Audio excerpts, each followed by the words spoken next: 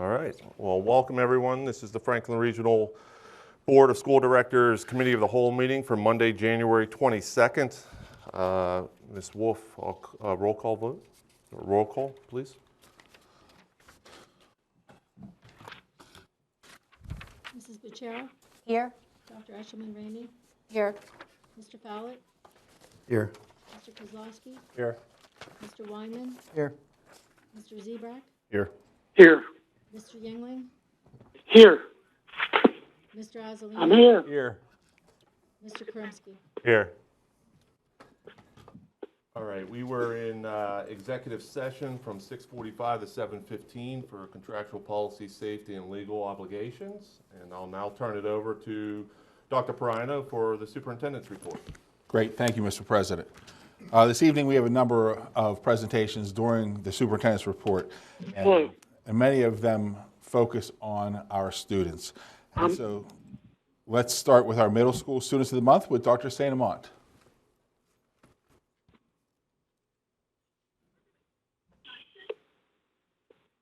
Thanks again for having us from the middle school. We appreciate being able to come up and honor our students every month.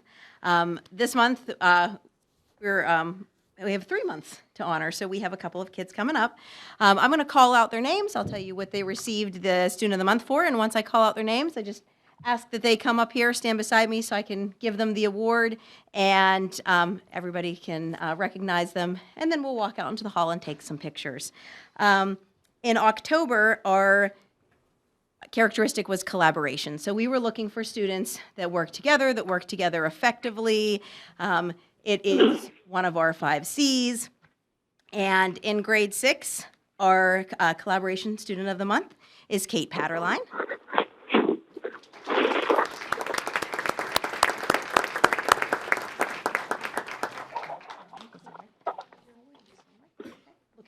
They're going to want to see it. I think that's awesome. In grade 7, it's Madeline Zaleski. You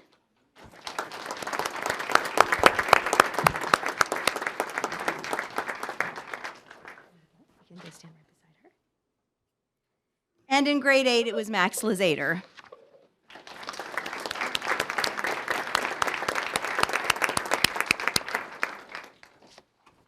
So for November, the award was for citizenship. So again, we were looking for kids who stand out and making, when we ask kids about citizenship, we ask them to, we say, it's a great day to be a Panther. What can you do to make it a great day to be a Panther? And in 6th grade, Mason Lickenfelt was our student of the month.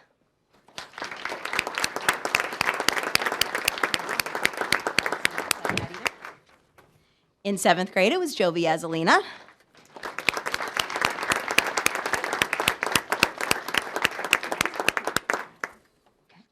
And in 8th grade, it was Lucas Kahozik.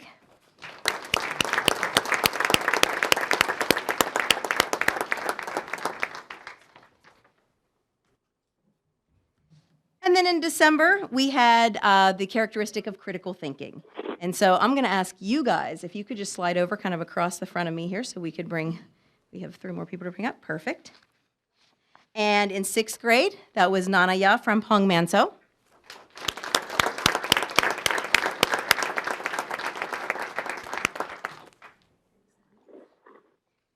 In 7th grade, Elena Cabrera.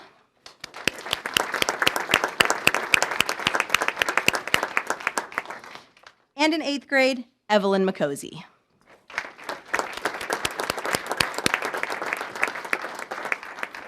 So very quickly, as I know we have some new board members here, so how we choose Student of the Month is we put out a characteristic for each month, and their house teachers, the teachers that they have for English, math, science, and social studies will come together and sit down and talk about the characteristics and talk about those students that really exemplify those characteristics. And then they nominate 2 students from each house. And then those nominations go out to our middle core teachers. So our art teachers, our family and consumer science teacher, our phys ed teachers, our media arts teachers, band, any music, STEM, they get to look at all of these students and they say, because they've seen them all usually throughout the year, and our guidance counselors and our office staff, and then everybody takes a look at those nominations and then they vote on one. And so then we have one representative from each grade level that exemplifies that characteristic. And we're just really proud of these kids. And we thank their parents for sharing them with us, and we thank them for making it a great day to be a Panther each day.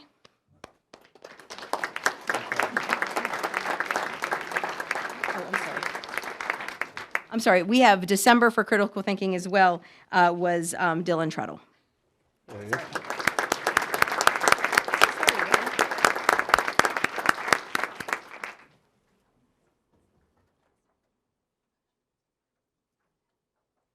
All right, thank you so much. And we're going to have them step out in the hall for a picture. Thank you. Good job, kids. You guys can step right out there.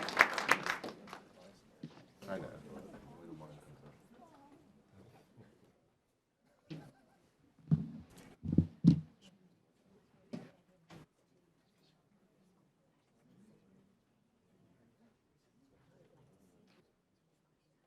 Good evening.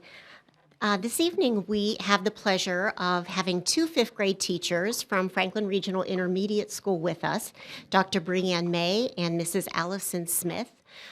They are here to talk about collaboration, and in particular, a large unit of study, a cross-curricular unit of study that they redesigned in collaboration with first grade teachers from Franklin Regional Primary School.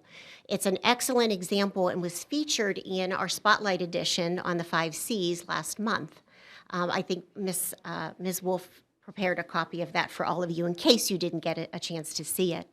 The example being that these two teachers took the lead to promote collaboration that was across buildings, collaboration that was across grade levels with a primary and an intermediate grade. There was also collaboration between each of those teams, collaboration between students of each grade level, and collaboration between students of multiple grade levels as part of this unit of study. So they wanted to come this evening, and we're thrilled to have them to be able to share a little bit of what that looked like and a little bit of the end product. So without further ado.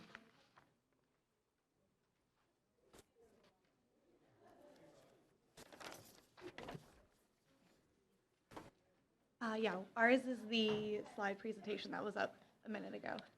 I got pulled down. What's that? Oh, awesome, thank you.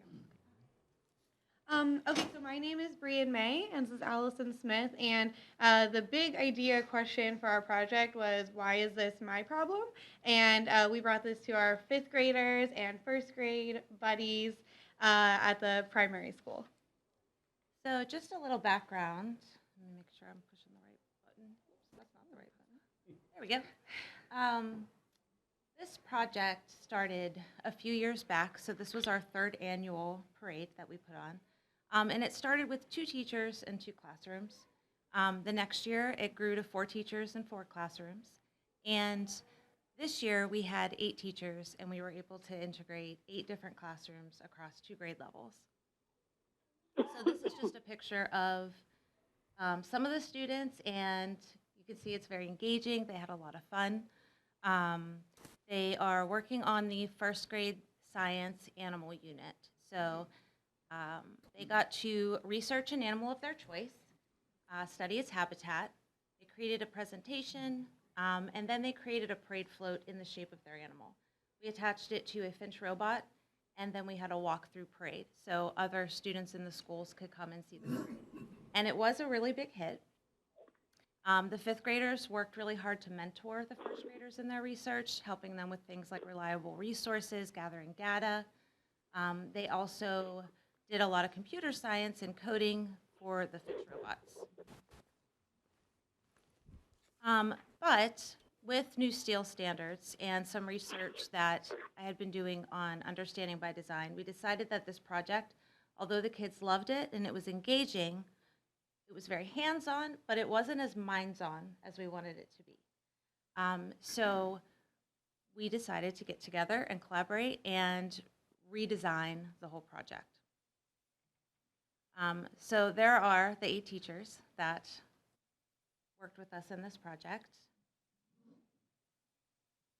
So we used understanding by design as a kind of framework to plan this unit. And UBD is basically designing lessons for understanding, not just for skill attainment, knowledge attainment, but then using skills and knowledge to really fully understand something in authentic settings so that they can be transferred over to other areas of learning. And that worked out actually very well in our areas of research and also in coding.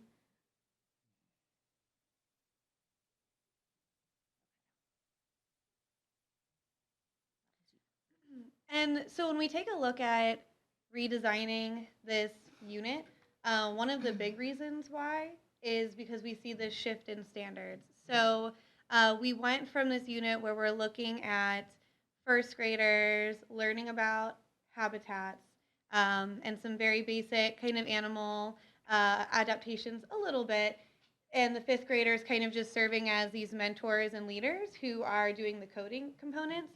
And we expanded it to be aligned to the new STEEL standards for first grade and for fifth grade. So our first graders were looking at animal adaptations and specifically local native species. So species that either live here currently or aren't here anymore for reasons about things that changed in their habitats.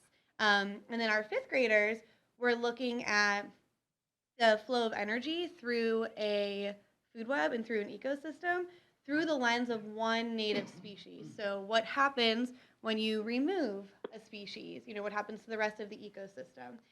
What happens when efforts come back to help repopulate those species? So we took a very in-depth look at these things through one specific species, and each group had something a little bit different. So what we're looking at for our before was mastering these smaller ideas.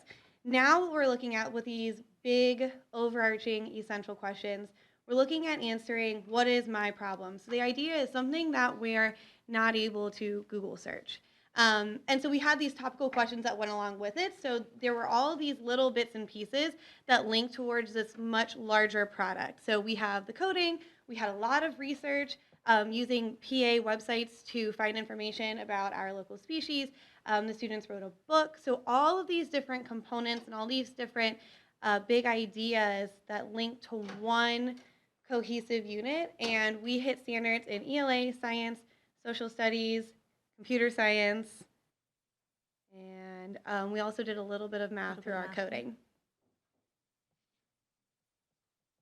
So the project redesign, as I said, turned out to be something really special, something that students really grasped an understanding of these ecosystems and how we impact them, how other animals impact them, and a lot of information that they could move forward with. So the integration was really cross-curricular and meaningful, learning about the different regions, learning about Pennsylvania as a region, hitting those social studies standards, while also looking at these animals that are right in our backyard. So they're not picking exotic animals that we study all the time, such as a zebra, but they're picking animals that are right here that they can see every day and how we impact their habitats. It became more rigorous with the coding. So this year they had 2 robots to code, and they needed to move in concert with each other while displaying their survival skills in their habitat. And it became a lot more engaging. So the parade, instead of just being a fun parade, a fun display, became a way to raise awareness about different animals and their habitats and how we can help them. We also included different endangered, threatened, extirpated, and extinct plant life. So they were able to raise awareness on both of those things.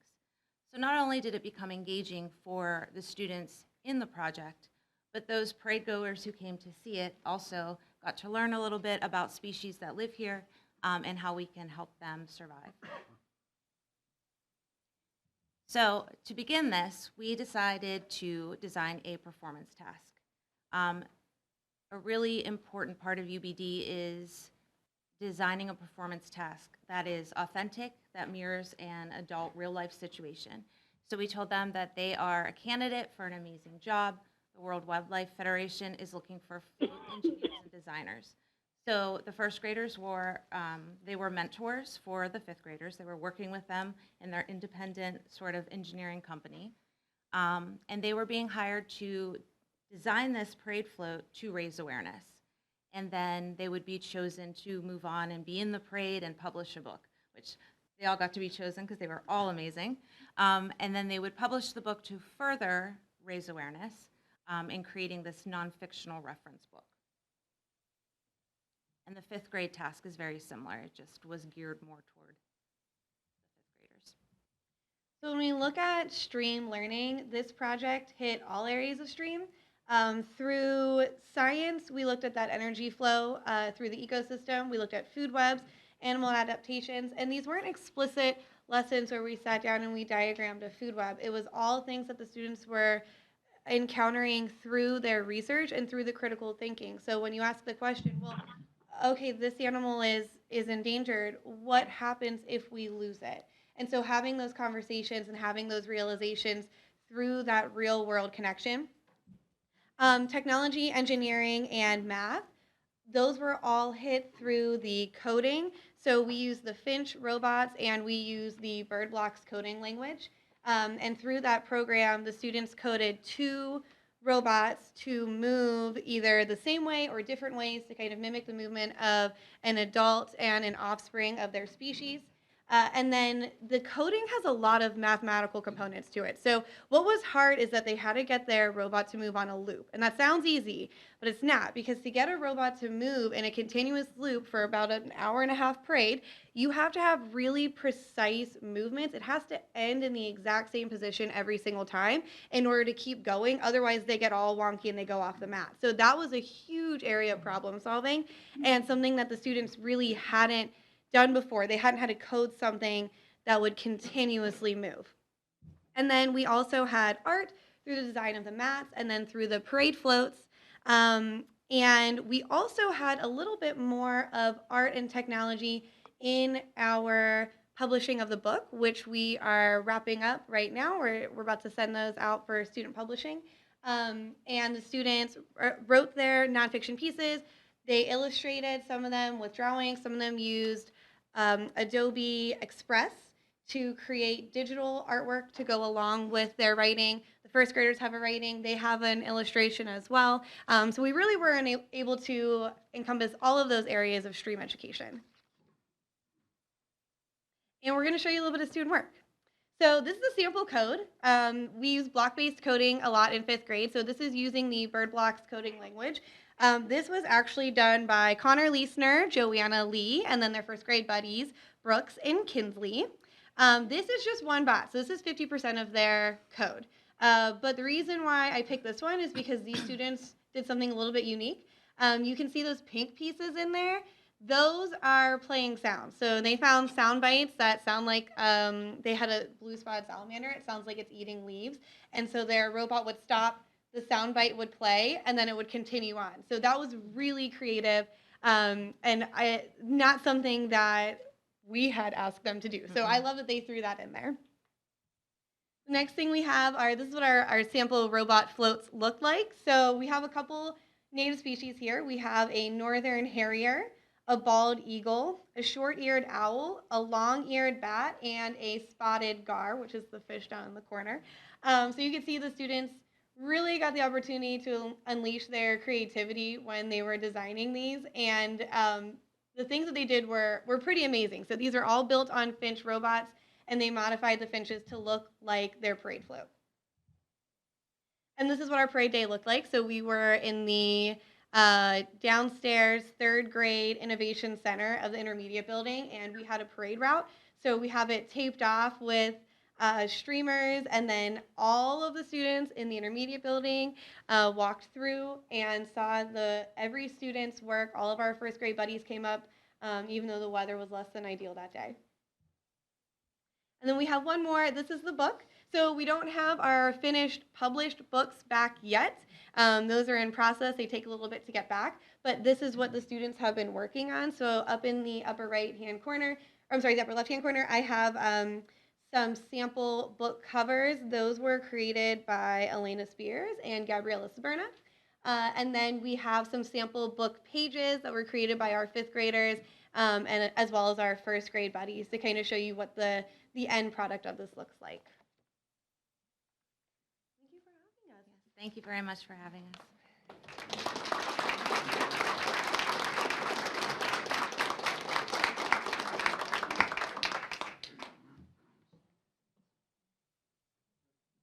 Next up, we have Mr. Kern and Mrs. Pope to talk about our students who are with us, as well as some of the adults from our band camp in Hawaii. Our students had the honor. You were talking, but I couldn't hear anything.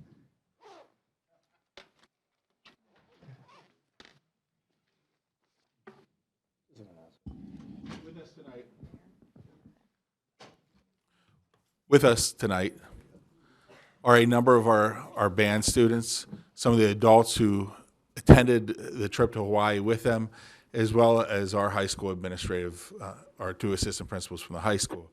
And Mr. Curran also went with them on the trip. So they're here to talk about their experience, both musically as well as historically, in terms of the significance of what you did. Thank you, Dr. Perino. And good evening to the Board of Directors. My name is Heath Kern. I'm one of the 2 assistant principals at the senior high school. This is Mrs. Casey Pope. She's the other assistant principal at the high school. So for those of you who have not yet had the pleasure of meeting, hello. Thank you to the FR administration and FR community for having us here tonight to recognize an absolutely spectacular accomplishment by the Franklin Regional Marching Band. So the purpose of our visit is simple. It is to recognize their incredible work and their performance on the USS Missouri Memorial and at the 82nd Pearl Harbor Memorial Day Parade this past December. The challenge is for us not to take 2 hours to show just how incredible all of their efforts for both the students and adults involved have been, because we're talking about something that was 2 years? 2 years? 2 years in the making. So it's really incredible. So before we have Mr. Nutter introduce the stars of the show tonight, and they are here on behalf of the entire marching band, because we didn't know if you wanted 150 students in it here, we didn't know if we'd have the room, but they'll represent their band tonight. We also wanted to take a moment and recognize the adults involved in this process. And I would also like to take a moment to thank the board for giving me the opportunity to be there on this once-in-a-lifetime trip as well, and be there for that honor. First and foremost, we want to take a moment to recognize Nurse Sherry Willis, who is in the back. Nurse Sherry.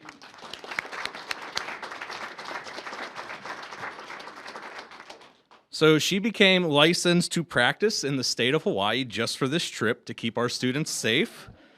So from medication distribution to ailments to daily consultations, and along with the weeks and months leading up to the trip, working with families to make sure everything was in line for the trip and working with Mr. Nutter. We just want to take a moment to recognize she was integral to keeping our students safe before and during that trip. So thank you. Thank you. Next, here to act as representatives and for us to recognize their efforts as well for the entire Booster organization and chaperones. We just want to take a moment to recognize Booster President Dave Sheridan and Booster member Amy Sheridan, and then I will read Boosters.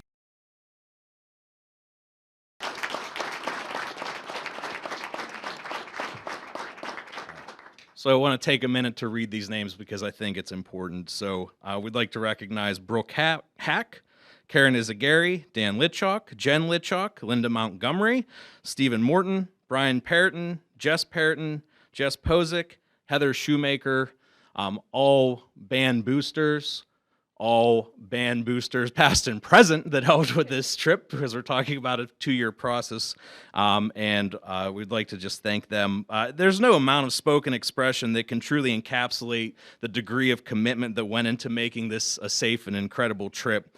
From the 20 pages of logistics mapping, everything from luggage drop-offs to bus rosters to check-in procedures, backup plans, figuring out flight leaders, color coding just about everything, itineraries, finances, chaperone meetings, laundering uniforms overnight, real-time adjustments and contingency plans, and that's just some trip stuff, not even the pre-trip stuff.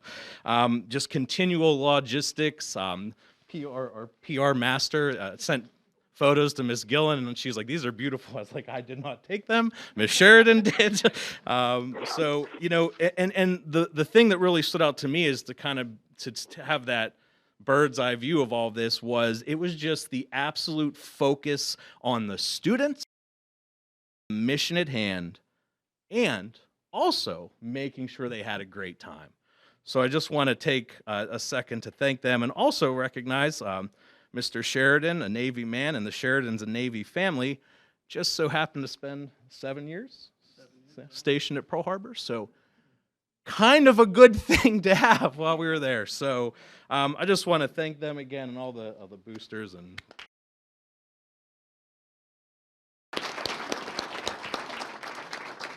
I also want to just take a minute, because, as I look around this room, I look up at the board table here. I want to take a minute. Ms. Pope and I wanted to recognize the parents and guardians for their efforts as well. They're not always the visible part of the process, depending on what's going on, but we acknowledge the integral roles that the parents, guardians have played, their partnership, their help making this trip possible, all of the fundraising, all of the extra hands that go into this. So we just wanted to give a round of applause to them. And also, I forget whose grandmother it is, but she sewed like 200 luggage tags, which is still the craziest thing I've ever seen. So I just want to thank the parents and guardians. All right, before we bring up our featured guests, Mrs. Pope and I wanted to take a moment now to recognize the commitment to excellence and the leadership that our band directors provided. So, Mr. Nutter, come on up here. Mr. Nick Nutter, everyone.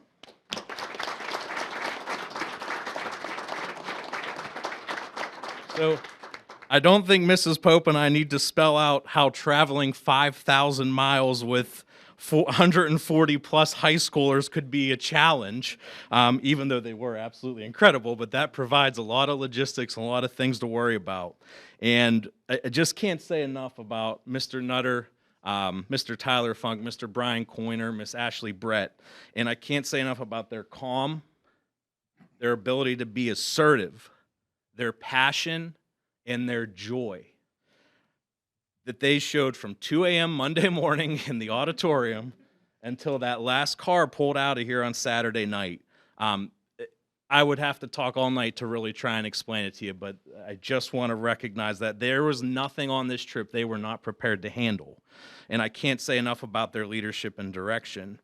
There was a fitting moment during the Lappel presentation, very honorable moment by the host on the Battleship Missouri, that captures the sanctity of what these students did and what the leadership of these directors help them accomplish.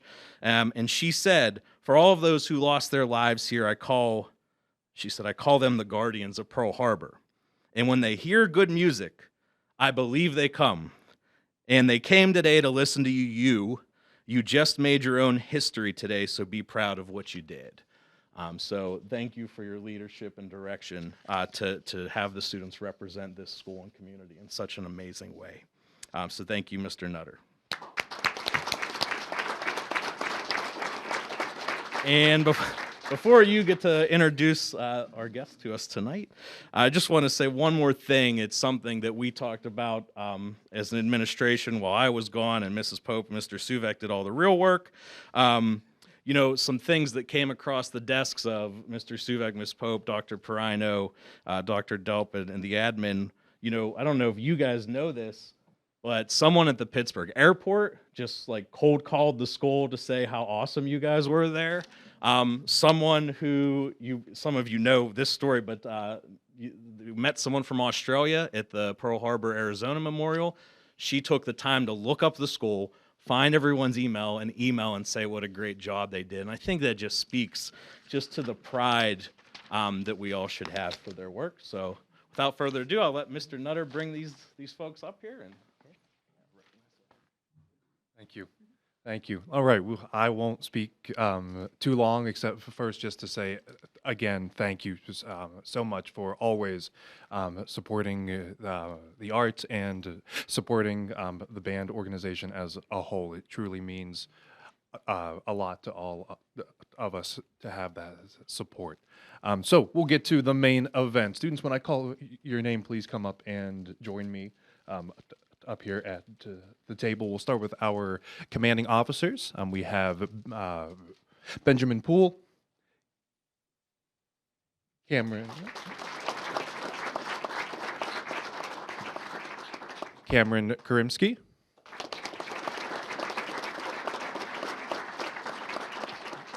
and Ashley Giles.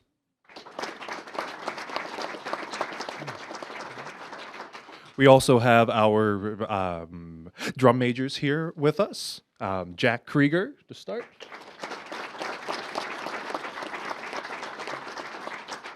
Jules Landsberg. And Max Morton.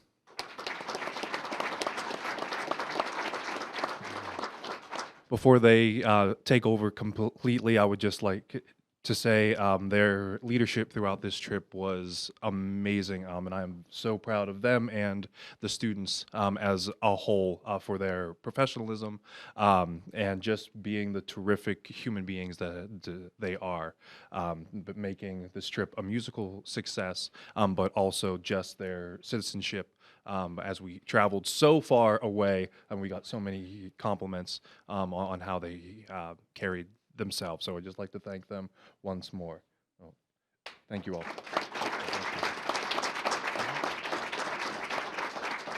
And I will turn it over to them, but thank you all. Give us a second to get in order. We were in order over there.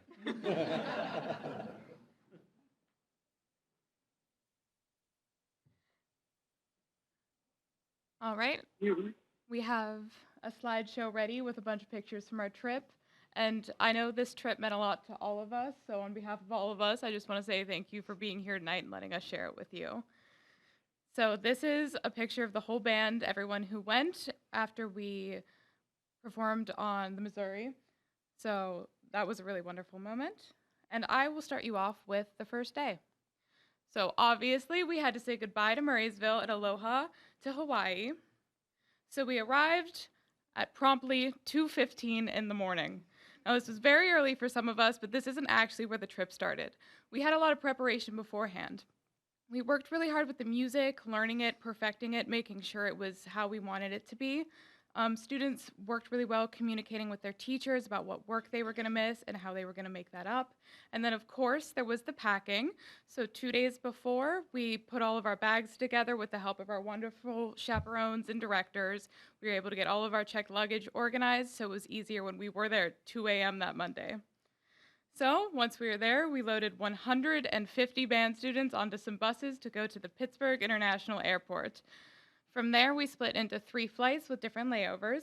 Some of our students stopped at Denver, Colorado, some at Houston, Texas, and some at San Francisco, California. Now, there's not a lot to say about this day. We were on a plane for a very long time heading west over multiple time zones. But, I mean, the excitement I think we all felt just that whole way going down, that it was finally time, just made even this first travel day really exciting. And then once we got there, people arrived at different times, but people were able to separate into the groups that we walked around with and stuff for our entire trip. We called them our squads. And so squads were able to check out the town. We were in Waikiki. They got to look at different local places to eat and kind of split off and just see what the students wanted to do. And that night, a lot of students did get their first chance to hit the beach, as you can see in some of these photos, and just really have a fun time settling in. And then, of course, we had a good night's sleep to prep us for the really busy week we had in front of us.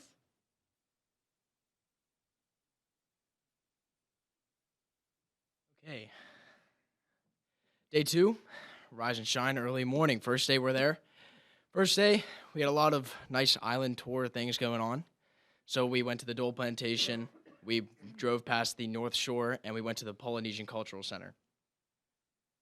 Rise and shine. I didn't get a nice picture, but we all had a nice early morning continental breakfast every day, which made the morning so much better just to kind of wake up and cruise down to the hotel. But after that, everyone kind of loaded up onto the buses, and off we were to the Dole Plantation. Now, the Dole Plantation was, pineapples are the highest import from Hawaii, or export, sorry. Highest export coming out of Hawaii, so they have things like this, like the Dole Plantation. Here in Hawaii, Dole Whip is one of the 3 states that is, Dole Whip is sold in only 3 states out of all the United States, and is sold in Hawaii, California, and Florida. And we were lucky enough that a lot of students lined up inside to go get their Dole Whip and pose with the pineapple plants. So everyone really enjoyed hanging out with the baby pineapple plants. Next, we don't have any pictures of the North Shore, but we did drive by, and it was a beautiful beach, but it was a little windy that day, and the waves were insane. They were huge. Waves were crashing. Nobody was out in the water. It was super dangerous, but it was really cool to see. As soon as we got to the Polynesian Cultural Center, as you can see, a flock of 150 kids went to a single area where Mr. Nutter was standing on a single stone. And we had to kind of give directions from there. But this was an amazing part of the trip. As you can see in the bottom right corner, there was a couple of activities that we were able to do. There was things like making little fishing rods that you can like throw in things out of like banana leaves, I think. I wasn't fortunate enough to be able to do that activity, but they closed it on me. But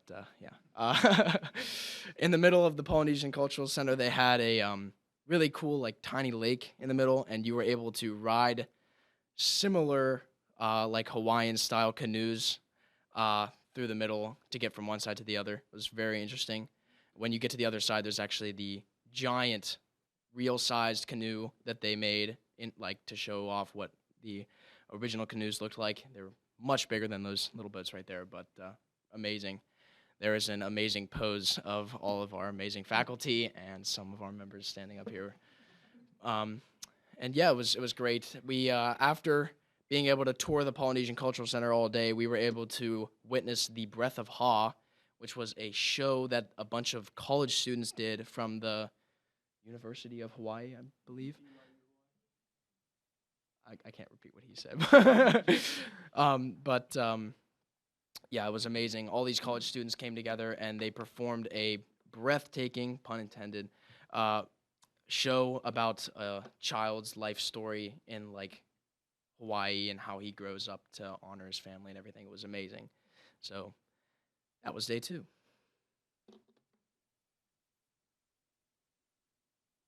All right, so day 3 is where our actual performances start to begin. So we hit our performances off with our performance on the USS Missouri Memorial. And so here you see us marching in to the pier next to the memorial. And so we performed many songs such as the Navy hymn, sorry, I'm forgetting some of them. The Navy hymn, the Star-Spangled Banner, Amazing Grace, Veterans Salute, and God Bless America. It was an incredible experience just to be just next to the ship, and as you can see the Arizona Memorial behind us. We'll get to that a little bit later. And we just got to be out there, play for all the visitors, all of our friends, all of our family who were there to support us. And it was just an incredible experience to have an audience that was just so focused on just us in general. And just their attention was what really made this performance really special. And I have a couple more pictures of the performance. And then there again is the picture of our entire band, everybody who went, right in front of the US Missouri. There's a lot of pictures of this one.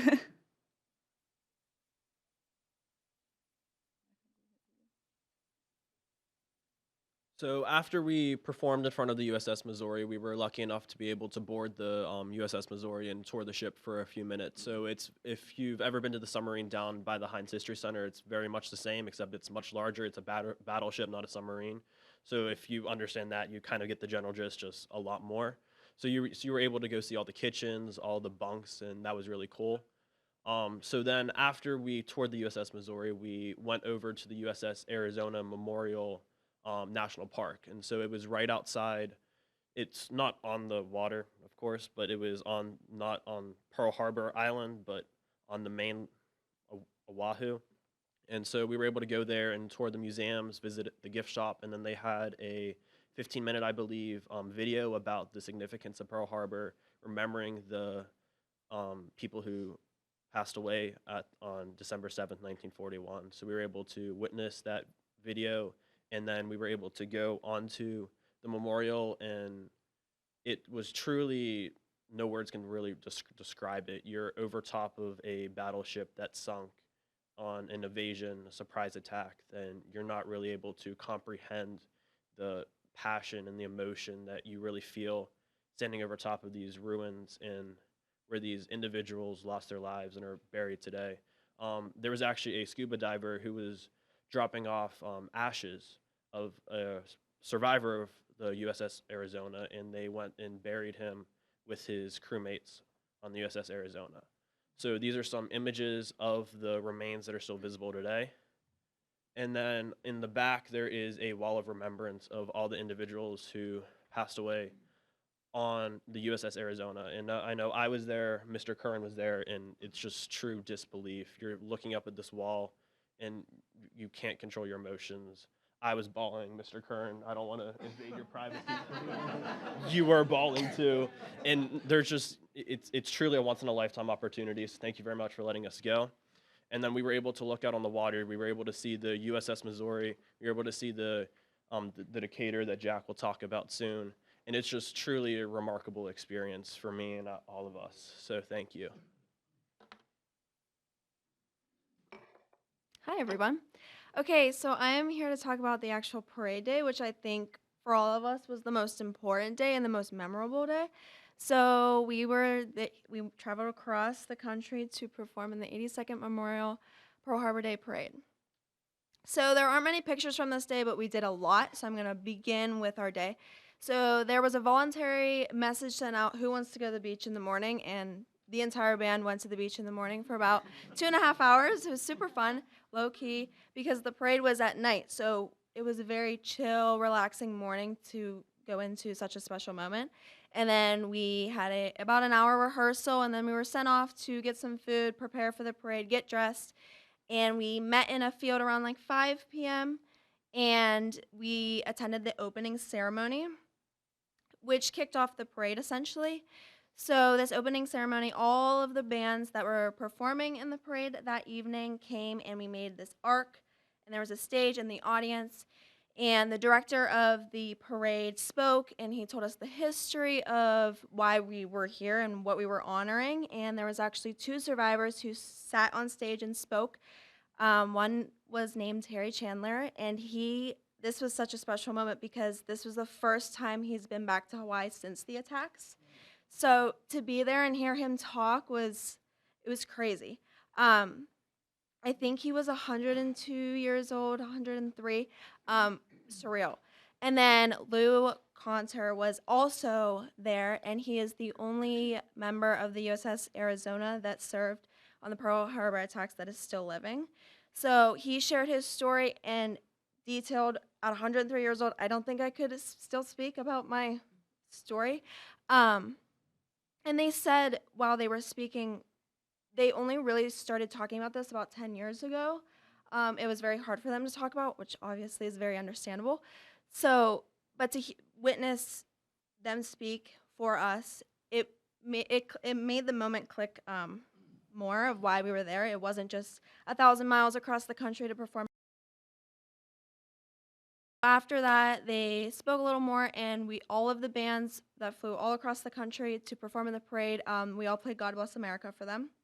And there's a picture, I don't have it, but they were all saluting to us and saluting to their loved ones who passed. It was a very surreal moment. So after that, we closed the ceremony. We went on the main street where we were going to march, and there's where these pictures come in. So there was 106 acts in the parade. We were 75th, I believe. So we had a little bit of waiting time. A little bit. There was a lot of waiting time.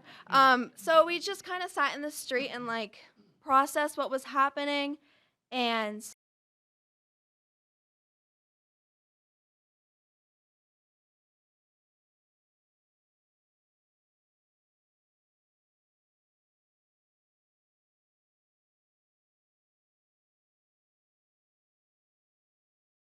leaders we are now, it takes a lot to get here. It takes a lot of stress, a lot of problem solving, and we keep our calm and collected and cool, but there are moments we're just like, so to be here and to share these moments, we made it.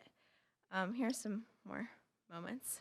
There was a conga line happening. I don't know where that started, but so on the picture to the left, that's where we started the parade, and you can see us marching down. And I want to talk about this moment because I had a very emotional moment. I was walking down the main street and looking at Oahu completely shut down and come to the sides of the streets to watch us and all the rest of the bands that were there.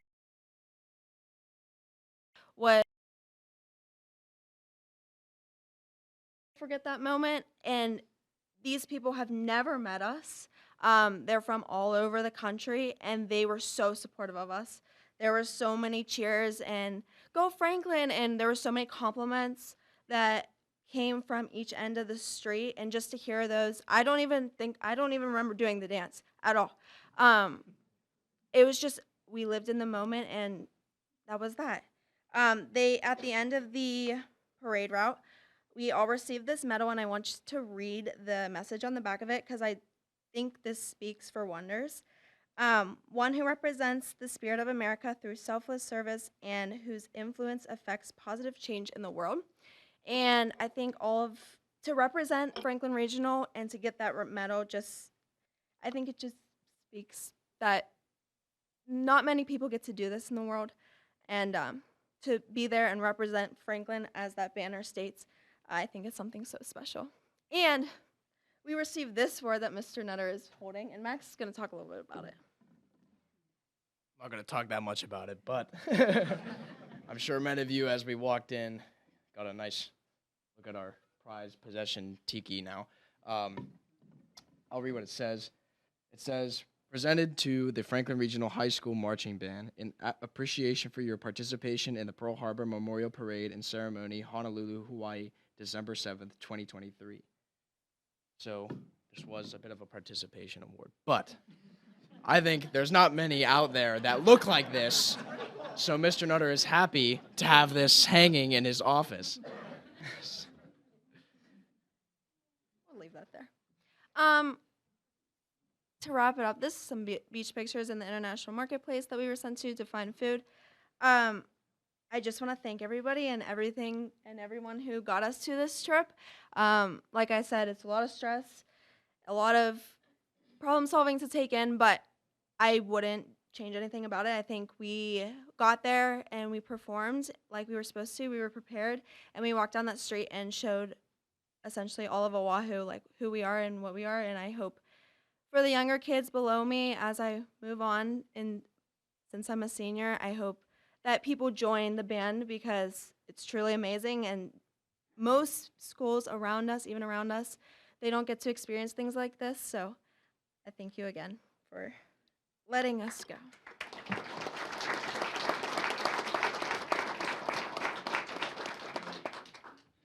All right, so then this is leading into the final day. After that words, we took to bed, had a really nice sleep after an exhausting day. So the next day, a few of us hadn't seen the sunrise. It was something we all wanted to do, so we were able to go and see the sunrise above Diamond Head. It was a very beautiful sight. You have the ocean there. It's going above a mountain, as you can see over there on the photo. It's not an incredible photo, but I think you can get a bit of a sense of how it would have been in person. And you can see there's some of the softest sand I've ever seen. It's an odd detail, but it was something you wouldn't expect at all. It was just kind of felt out of this world in other ways, like just a different kind of beauty that you never get to see around here. And then as the day moved on, we went to the USS Decatur, which we also have another little shiny award. It says, "In the Pursuit of Peace," and it was a it was a ship created in 1996, one of the last of its kind. Some of us had already gone on the flight home by this time, but for those of us that remained, 2 of the flights were still there. We got to see this incredible ship. It's still in action. We got to talk to some of its many people serving on it, hear their stories. They told us about what it was like joining, what's like living there. And it was overall an incredible experience to be on there, especially seeing how Pearl Harbor is revitalized and thrived and strengthened after the tragedy that occurred. And so we have, on top of that, this is one of our groups at the airport. They found a Pearl Harbor veteran. As you can see, there's a bag right there. This is Pearl Harbor. And then here is the Hawaii airport as we're about to leave with a beautiful sunset.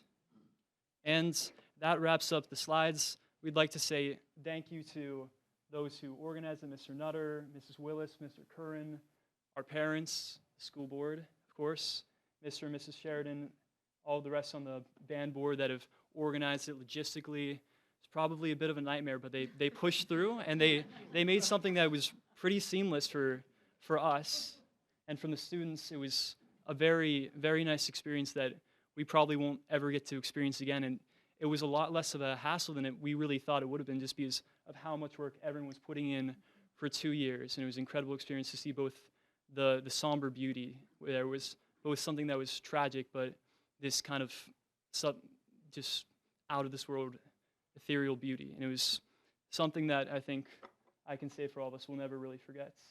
And we're incredibly grateful to all of you, to our parents, everyone who's a part of it. Thank you.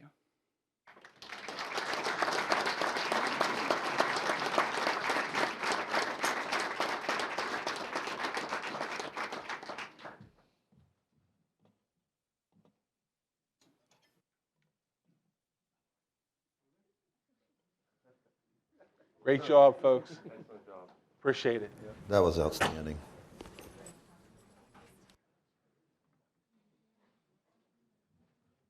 As you listen to our students and listen about our students, a lot of times it helps us remember why we do what we do, and the importance of providing those types of experiences to kids. And obviously it was transformational. And I know Ben talked about tears on the USS Arizona out at the memorial. Having been there myself, it is very moving. And moving in a way that carries with you into the future. So I totally get that. But again, thank you to our band boosters and our directors and everyone. Really proud of our band, proud of the feedback we got from folks that we'll probably never meet. And so that's a testament to our students, our the advisors, as well as the families that sent their children. So thank you. So, school directors, true or false? You are paid for your time. That is false. False. Right? False. True or false? It's one meeting a month. False. False. People don't realize the time, the energy that you put into this, the hours, oftentimes thankless. And oftentimes in the middle of things that you may or may not want to be in the middle of, but you chose to serve your community. And for that, we are especially grateful. And so Mrs. Gillen has some tokens of the appreciation of our students to hand out to you, as well as a video that was created by some of our intermediate school students. So as she hands out these bags, I'm going to have them run the video.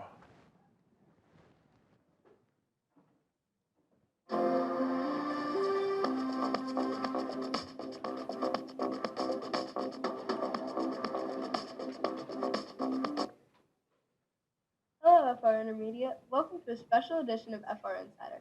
I'm Celia, and today we have a heartwarming segment as we celebrate School Director Appreciation. Ever wonder what our incredible school board directors do for us? Let's find out. I think they make important decisions to keep our school running smoothly. And they care about our education and work to make sure we have everything we need to succeed. It's awesome to see our students recognizing the efforts of our school board directors. Now let's see what our fantastic teachers have to say. Teachers, what do you appreciate about our school board directors? What do you appreciate about our school board directors? I appreciate their commitment to education and their continued support to all of the teachers and students. They support us and create a positive learning environment and provide resources for engaging lessons. And they listen to our feedback to make informed decisions that benefit both teachers and students. Hi, what do you appreciate about our school board directors? I appreciate their time, commitment, and effort in making our students' education a top priority and success. Hi, what do you appreciate about our school board directors? Oh, I am so appreciative that our school board directors want to do that job. They're a valuable help in running our school district and helping this to be a great place for you to go to school and learn. It's clear our teachers and students appreciate the dedication of our school board directors. Now let's share our gratitude directly. We're grateful for your commitment to our education. Thank you for making FR Intermediate the best place to learn. To our amazing school board directors, we want to express our sincere thanks for your hard work and commitment. Your efforts make FRIS a wonderful place to learn and grow. Thank you for joining us on this special edition of FR Insider. Happy School Director Appreciation Month. And as always, go Panthers!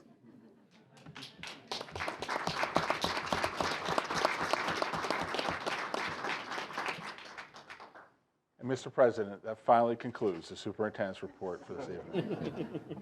Thank you, Dr. Perina. We will move on to public comments. So when your name is called, please come up and state your name and your address, and then you'll have 4 minutes. First on the list, Aiden Spinola.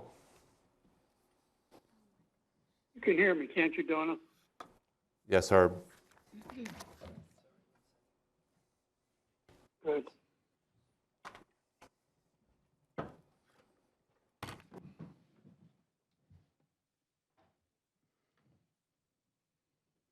Hello, my name is Aiden Spinola.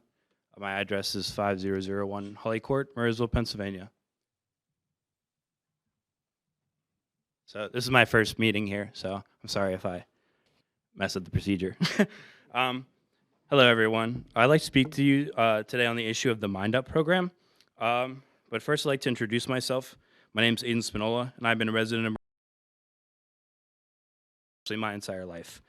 I graduated from Franklin Regional in 2019, and I have 4 siblings who will be through the school district in the next few years.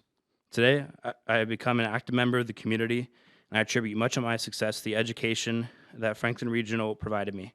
I would like at this time to point out that my name is certainly recognizable to the community, but my opinions that I'm expressing tonight are my own and not associated with anyone else's. This morning, I was reading the Murrysville Community Facebook Bulletin when I saw a concerning message posted anonymously about the Mind Up program. I initially had no idea what the program was, so I decided to use my academic background and resources that the school has provided through the materials online to assess the credibility of this allegedly appalling program. I'd like to thank that community member at this time for inspiring me to come here today to speak to you. If it wasn't for their public outcry, I wouldn't be here today. I don't know if you've seen the post, but I'm going to give a basic summary of it. I don't know if it's real or not. Like, if it's like, I know it's hard to verify information online, but as a member of this community, I'm always concerned about what, I see, and I just wanted to let you know my opinion and my perspective as, at this point in my life on this. But to summarize, the post basically calls the program a form of therapy and something that should be not forced on elementary students due to the, quote, right of the family to guide the emotional life of the child. I believe this notion is narrow.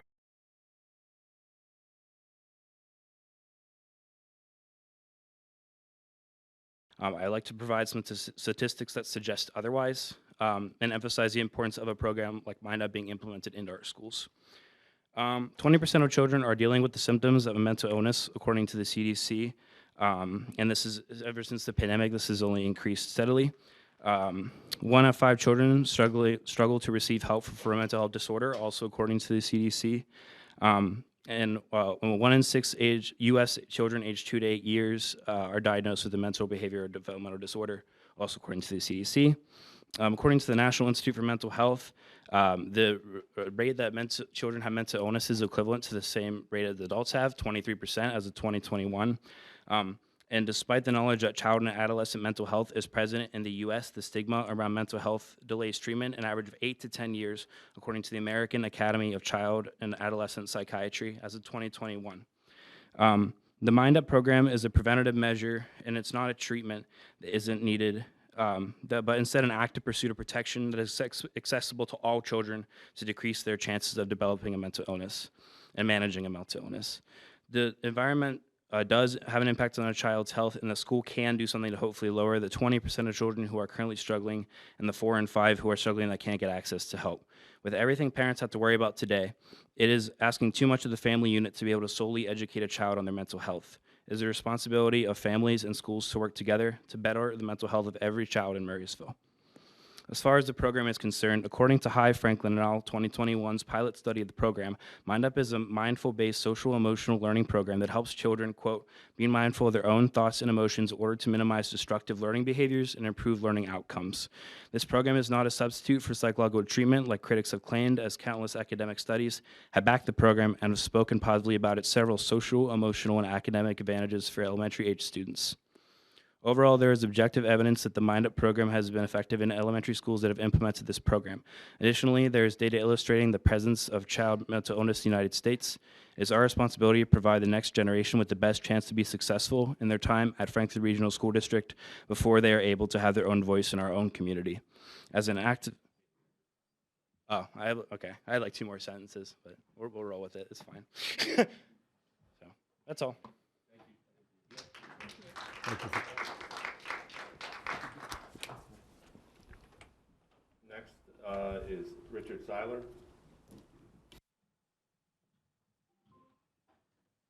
Hello. Richard Seiler. I'm in 316 Georgetown Lane in Murrysville, PA. I also appreciate all the work you guys do as a school board. And I agree with the idea that there seems to be considerable need for mental health kind of treatment or emotional. The question is, what is the real need at Franklin Regional? How applicable is the research to a school district like ours? And actually, is Mind Up the right program? Not that there's not a need or a program, is this the right one? So I'm here again to request that the board approval of this Mind Up curriculum be slowed down. That a motion to table would be appropriate until the public, which includes parents, grandparents, and interested taxpayers, as well as you board directors yourselves, all learn more about this program, and that the public gets our questions answered. This is the same request that I made to some of you at the curriculum meeting on the 17th of January. Communications have been poor and quite limited so far on this approval process. Some of you might say, well, oh, this is the normal process. But if that's true, then we really need to improve the process, especially when there's considerable public interest and concerns that are being expressed. In the interest of transparency and the board directors' committed interest in the concerns and questions of the public, more time and mutual effort is really needed. If or when the board decides to approve the Mind Up curriculum, we also request that the approval granted be clearly defined, documented, and include multiple phases, not a blank check. Each phase should require specific board approval in order to move on to the next phase. Let's be sure that we're doing the right thing if we go ahead with this program. The board has the responsibility to not only consider the program itself, but more importantly, to consider the implementation methods and the principles and guidelines. Naturally, we would like serious effort to inform the public be part of this whole process. Thank you. Thanks for your opinion, Dick. Next, Diana Hand.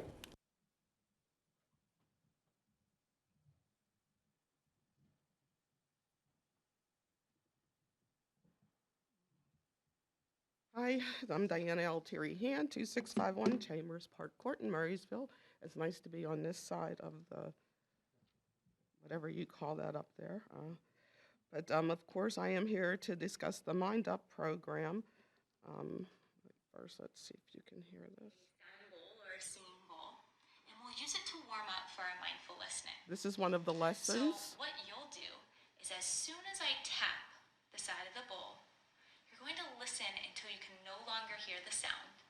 And then once you can no longer hear the sound anymore, you'll open your eyes or look up. Okay, let's try this together. So get your body ready again. Place your hands on your thighs. Close your eyes, or if that doesn't feel right today, just look down. And listen to the sound until it fades.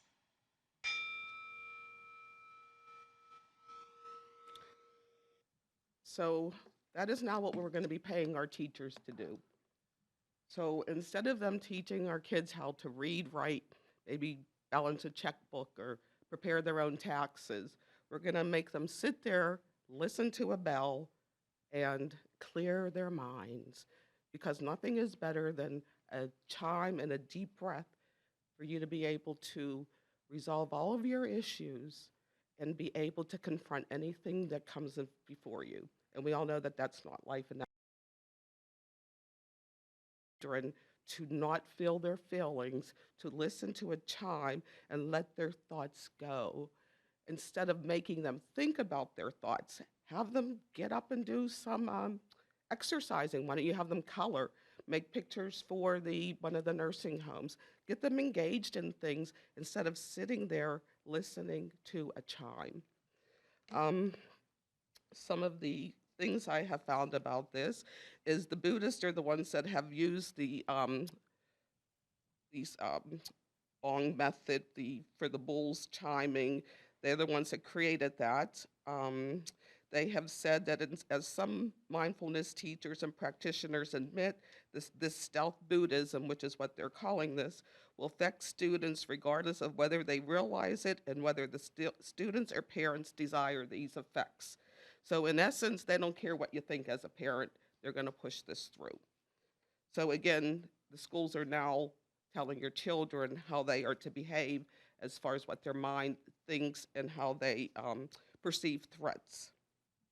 So what does it mean for this mindfulness? A boy has done a simple change of vocabulary. Promoters drop the terms Buddhism and meditation and add the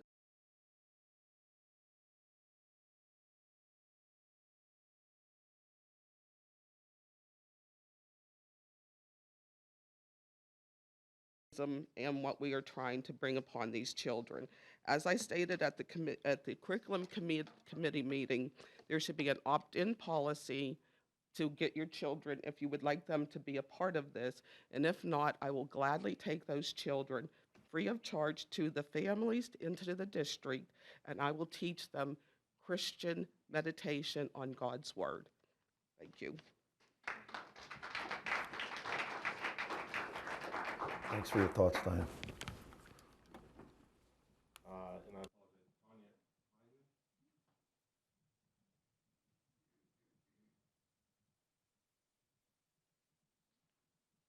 Thank you. My name is Tanya Heidman. I live at in Export, PA 15632. I've been a member of the community for a while here. I have 4 children, so they span the high school, the middle school now, and the intermediate. I definitely appreciate your time. I know it's very hard to carve out time to do a job like this, especially when we're doing exactly what you're asking for. We're staying engaged in our children's lives, right? Whether it be academics, sports, emotional support, or whatnot. We're all trying to do the same thing and hoping that we're working as a community together to do that. I just wanted to come here tonight to say that I do not support the Mind Up curriculum. And I appreciate you listening. I am hoping that we make the same decisions like we do for other things. For example, the bathrooms. You know, there's a handful of students that the bathrooms made a big difference for, but there's also a majority that it didn't make a big difference for. And I kind of feel the same way about this Mind Up curriculum. Maybe it could affect that one student that the parents didn't speak up for them, but otherwise I think this could do a lot of damage to a lot of other kids and not support what we're here to do, which is back to the basics of reading, writing, and arithmetic. And I think once we get 100% of the kids mastering all of those, then we can start to add additional programs that might make a difference otherwise. Thank you for your time. Thanks for your comments. We appreciate it.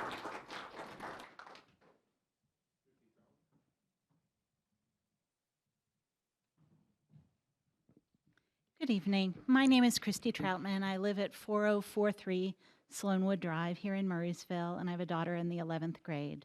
I first want to say how incredibly impressed I was and moved I was by the students. And so thank you very much for having them join us today. Makes us all proud.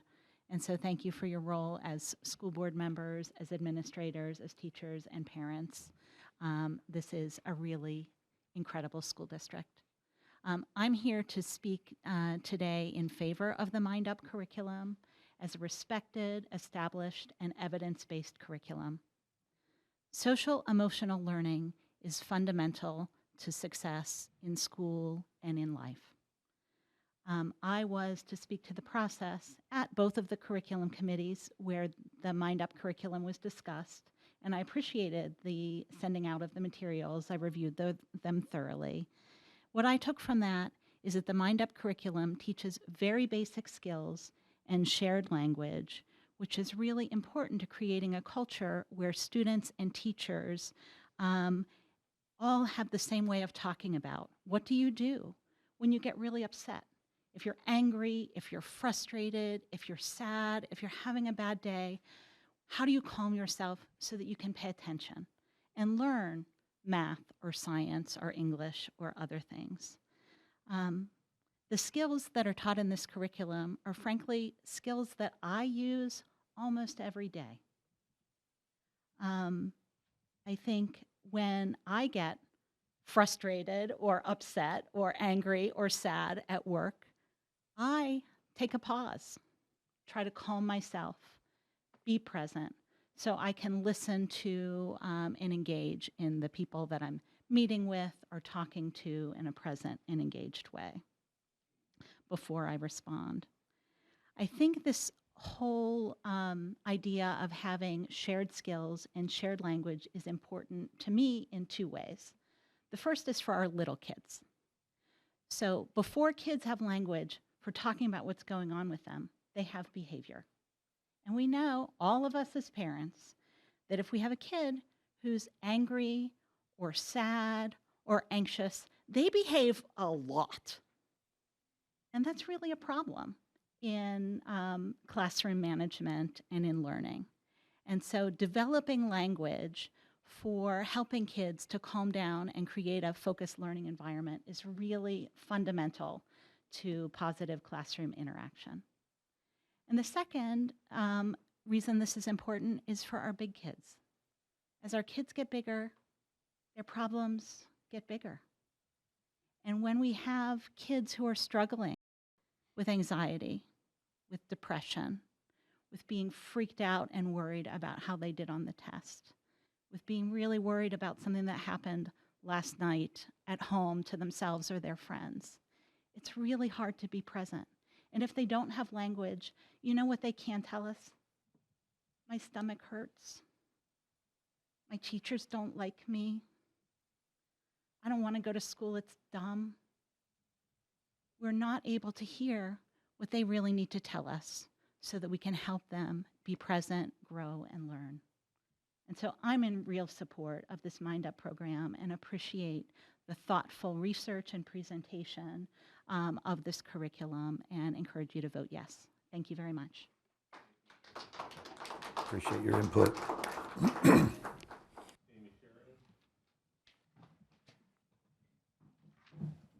Yeah, I'm back. Amy Sheridan, 2785 Walker.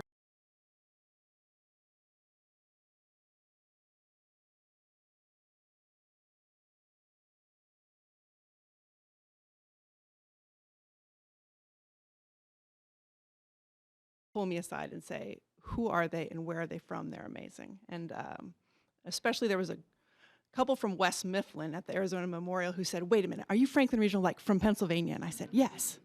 And they said, we didn't know that your band was going to be here. And I was like, I don't know what to tell you. So they were very critical of the news media in Pittsburgh because they feel that if they were going to Pittsburgh, if they were going to Pearl Harbor, they should have known that they were going to get to see the Franklin Regional Band. So they took it hard.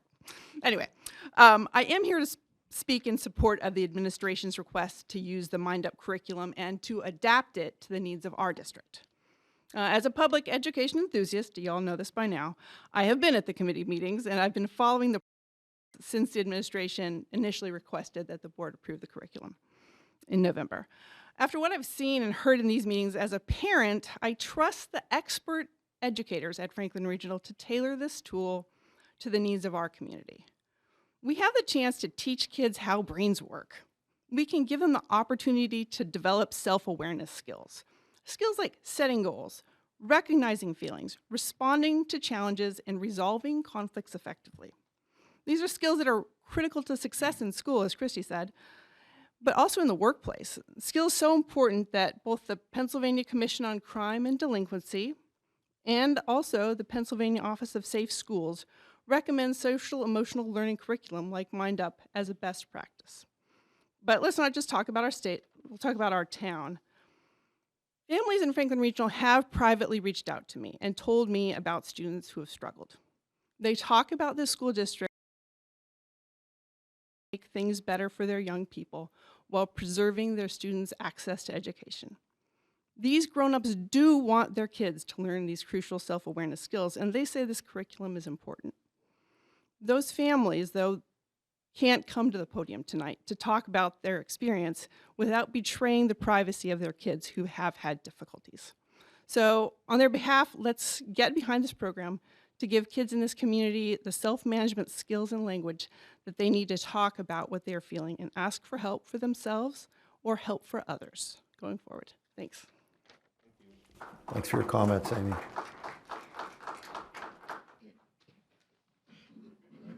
Helen Elliott.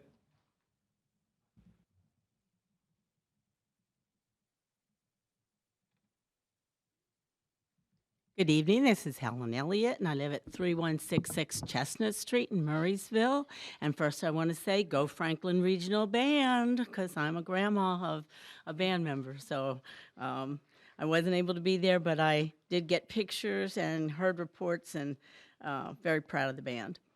I would like to emphasize, as Dr. P had asked earlier about the board getting paid. I already knew that they don't get paid, and so I very much appreciate your time and your effort that you sacrifices that you have to make to be school board members. Now, for you in the administration, you are getting paid, so this is your job, but I believe, I really want to believe that all of the board members and administration and we the citizenry who are speaking up all are really wanting to do the best for our students. I am a follower of Jesus Christ, so my first really big red flag as I researched this, and I didn't just stick with what the school put out, I went deeper and further into researching Mind Up, that the first big red flag was finding out that it was a Goldie Hawn, who is a practicing Buddhist, and it was well documented that she was involved with using the Tibetan Dalai Lama to help her make this program. So that was a really tough thing for me to handle. Then many research papers, articles, both pro and con, including one from the ACLJ, which I have from here. That's the American Center for Law and Justice. That's headed up by Jay Sekulow. His organization had been contacted about this a little while ago, and they came up with a research that they did on MindUp, and also they put the legal statements as to where constitutionally and all that this would be handled. So I have that if anybody wanted a copy of it. And then it doesn't appear to me that some of the folks, school board directors and administrators and maybe some of the public, have not really looked into the cons side of it. They've gone with all the positive research, but they haven't really looked deeper into that and to what is referred to, and I believe Diana referred to it as the stealth Buddhism. Got an article on that as well. So I really am not for this program, admittedly.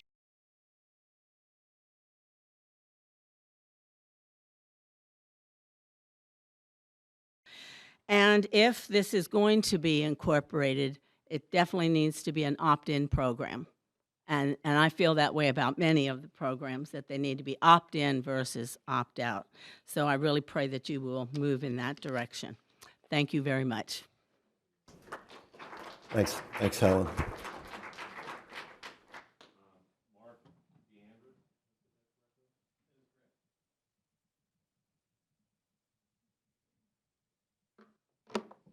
I'm Mark DeAndreth. I live at 39 Bel Air Drive in Delmont. Good evening. I speak specifically tonight as a parent of a Franklin Regional Elementary student. I was on the Zoom call and learned more about MindUp and that curriculum. I attended the curriculum meeting last week. I've also researched the curriculum online and learned about its fundamental development, where that started from, which others have spoken about, the of the. After reviewing each of those, the conclusion is that the meditation techniques are, and therefore the lessons of MindUp, to me, are not reality. If I were to say something that upset you, angered you, got you all stressed out, or you did the same for me in the middle of this meeting, we could not just request that we had a 3 to 5 minute break for deep belly breathing. We cannot do that as we drive and someone cuts us off and we start to begin on road rage and need 3 to 5 minutes in the middle of a highway. We cannot do that. Men, if you are married, we cannot do that with our spouses if we are in a heated discussion and all of a sudden just walk away for 3 to 5 minutes. When we return, our wives will be even more upset and their situation will be worse than when we left it.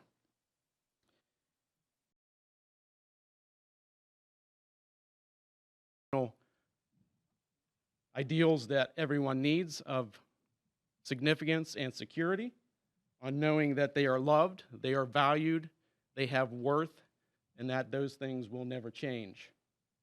In one of the lessons that I reviewed, it was a science experiment, and the result of the experiment was that experiences are neither good or bad, they are just experiences.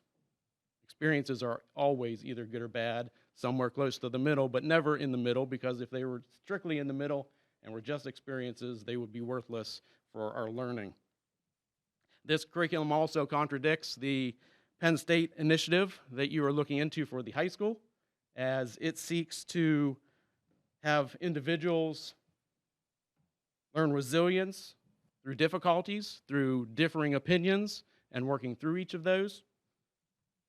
The MindUp curriculum seeks to disassociate oneself with reality to calm yourself down only to be tricked to come back to find out that your reality has not changed and therefore your stressors still remain. It does not teach resiliency as was championed by some of those on the board during that call at the curriculum meeting. My request is to table Mind Up because of these things, to look into a middle school and elementary option that would mirror that of what you were looking through with the high school and Penn State, and see if we can build resiliency in our elementary school and middle school children as well. As I close, I'd like to thank Ms. DeFolvio for sharing her heart regarding all that she has to deal with mental health with the students and all that goes on there. I can empathize with her heart because I have walked that path, not just once in my life, but twice, as I have been one left behind, a survivor of suicide from family members. I'm also on the board for an area organization that helps to find all that families can access for behavioral, intellectual, and developmental needs. Through that board, I've been able to help support the SAP program that schools like Franklin Regional use, and to help expand that support for those SAP programs. One thing that I was able to be a part of on that board was to see the documentary of Emma Benoit.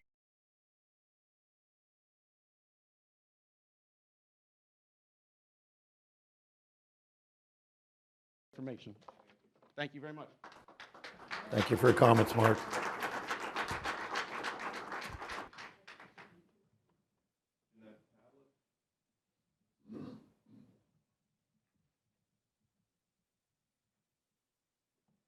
Good evening. Thank you for allowing me to speak, and thank you for your service to the community and our students and the taxpayer. I'm Jeanette Pavlik, 4200 Colonial Drive, Murraysville. The thing about Mind Up, reading some articles, there's this one by Mark Hay, and he talked about mindfulness triggering anxiety, depression, and a flashback to past trauma. When we're getting into something like this, we need to look at all the negatives as well. Also, another article talked about how teachers who are mental health teachers need to, mental health care, they need to learn this program at least a year. So wondering if we are going to be doing that with the children. As a teacher, I dealt with children that were acting crazy, and we always went back to math because you have to concentrate on math. Or spelling. Let's spell some words. Children that are young like that, they need to have you present with them and talk to them. And they need to be able to open up and to bring it back to the education that we're trying to teach these children. So thank you very much for your time. Thanks for your comments. Jamie Lane.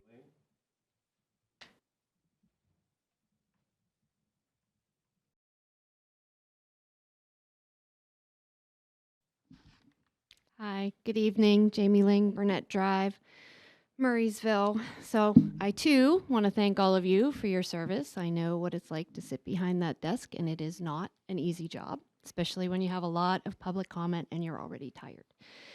So I understand that there are a lot of issues that are going on at the school, behavioral issues, and that teachers are really desperate to try to figure out how to handle this. I'm just not sure that Mind Up is going to be the best solution.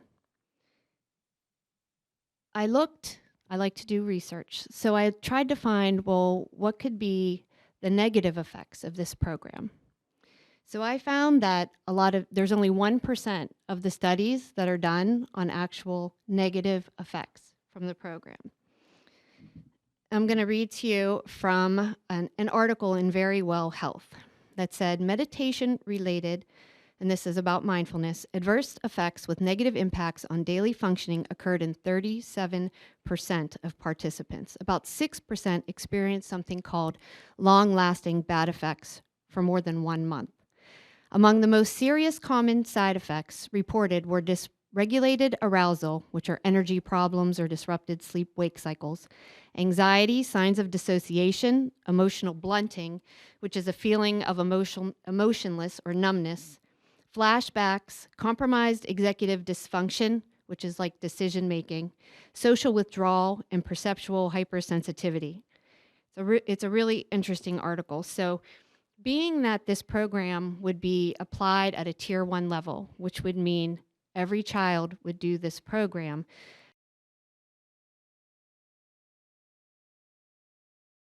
child would have to go through this process. So that being said, I have a different suggestion other than just saying, I don't want you to do this program and leave you empty-handed. I always like to give a suggestion. So my suggestion is we have in our assistant superintendent a very qualified, very loving person who knows our children. So I would suggest that Franklin Regional become a pioneer, a leader in this area, and we create our own program that is not spiritually based. I know that there is grant money out there to do this.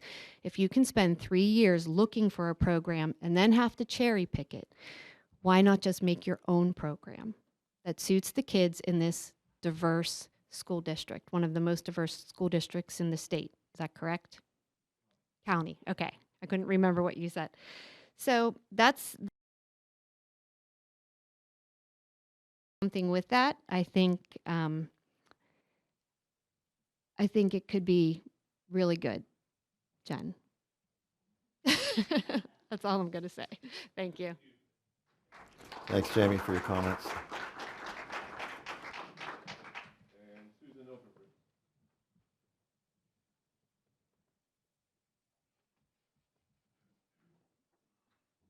Good evening, Susan Eldentritz, Mayor Murraysville. So I am here today to speak on the social emotional learning, specifically the Mind Up curriculum.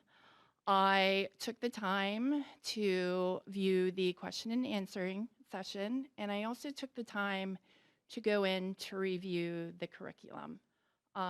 Due to time restraints, I was not able to go through every single detail.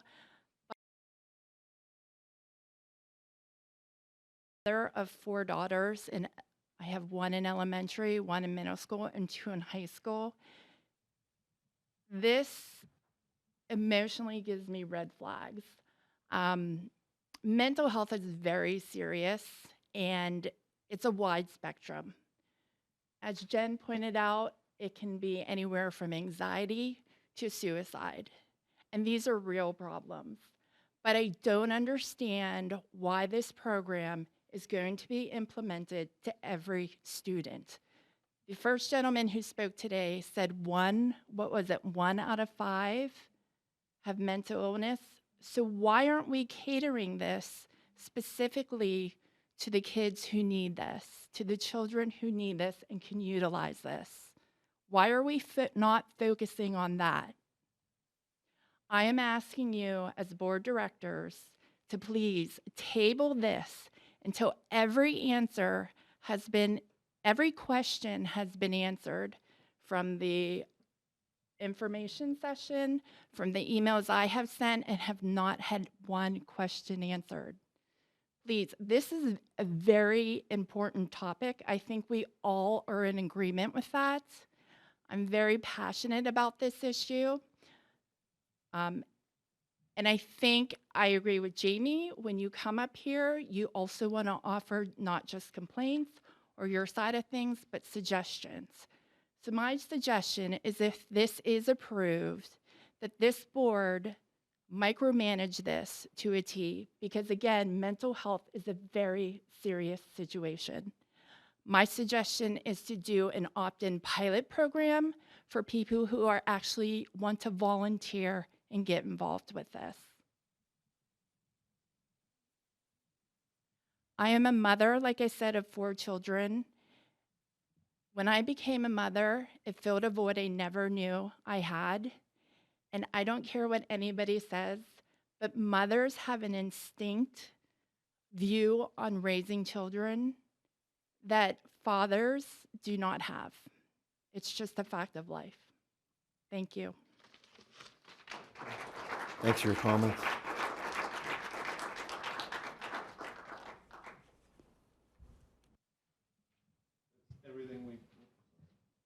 That's everything and concludes the public comments. We will now turn to any solicitor comments for this evening. I have no comments for public session, Mr. President. All right.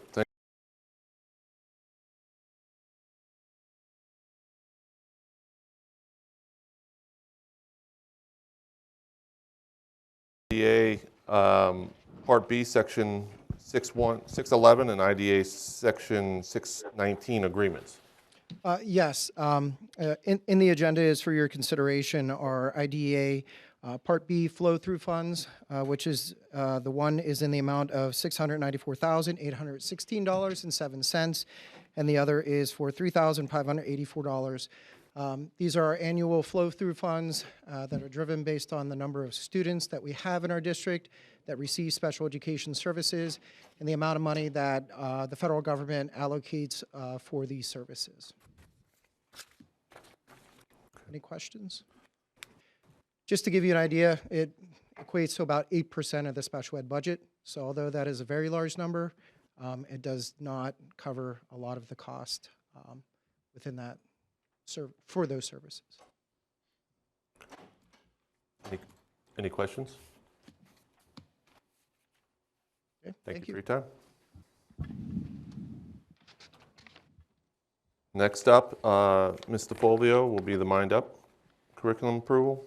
Good evening. Tonight's agenda item for your approval is the Mind Up curriculum resource.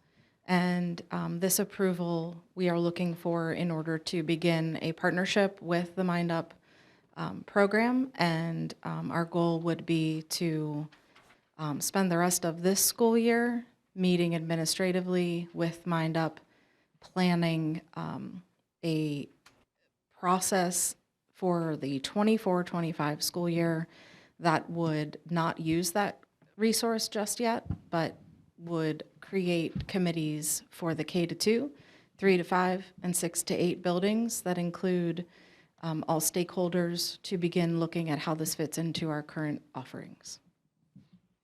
Mr. Folio, when you say all stakeholders, what are you describing as far as that design phase, since you're basically asking for approval before we've kind of created or designed the next phase, just because we would need to start the partnership from an approval standpoint to then create or design that phase?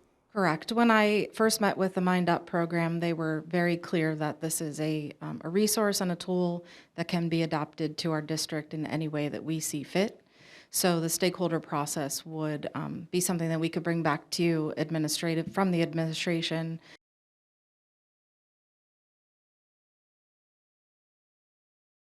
Teachers, counselors, some of our mental health professionals that we contract with within the school district as well. Can you address, obviously, some of the comments around, obviously, religious practices and Buddhists it came up a lot. Can you address some of the concerns from the public on that? Sure. And this was addressed in our Zoom meeting with the Mind Up representatives, as well as in our curriculum committee meeting last Wednesday.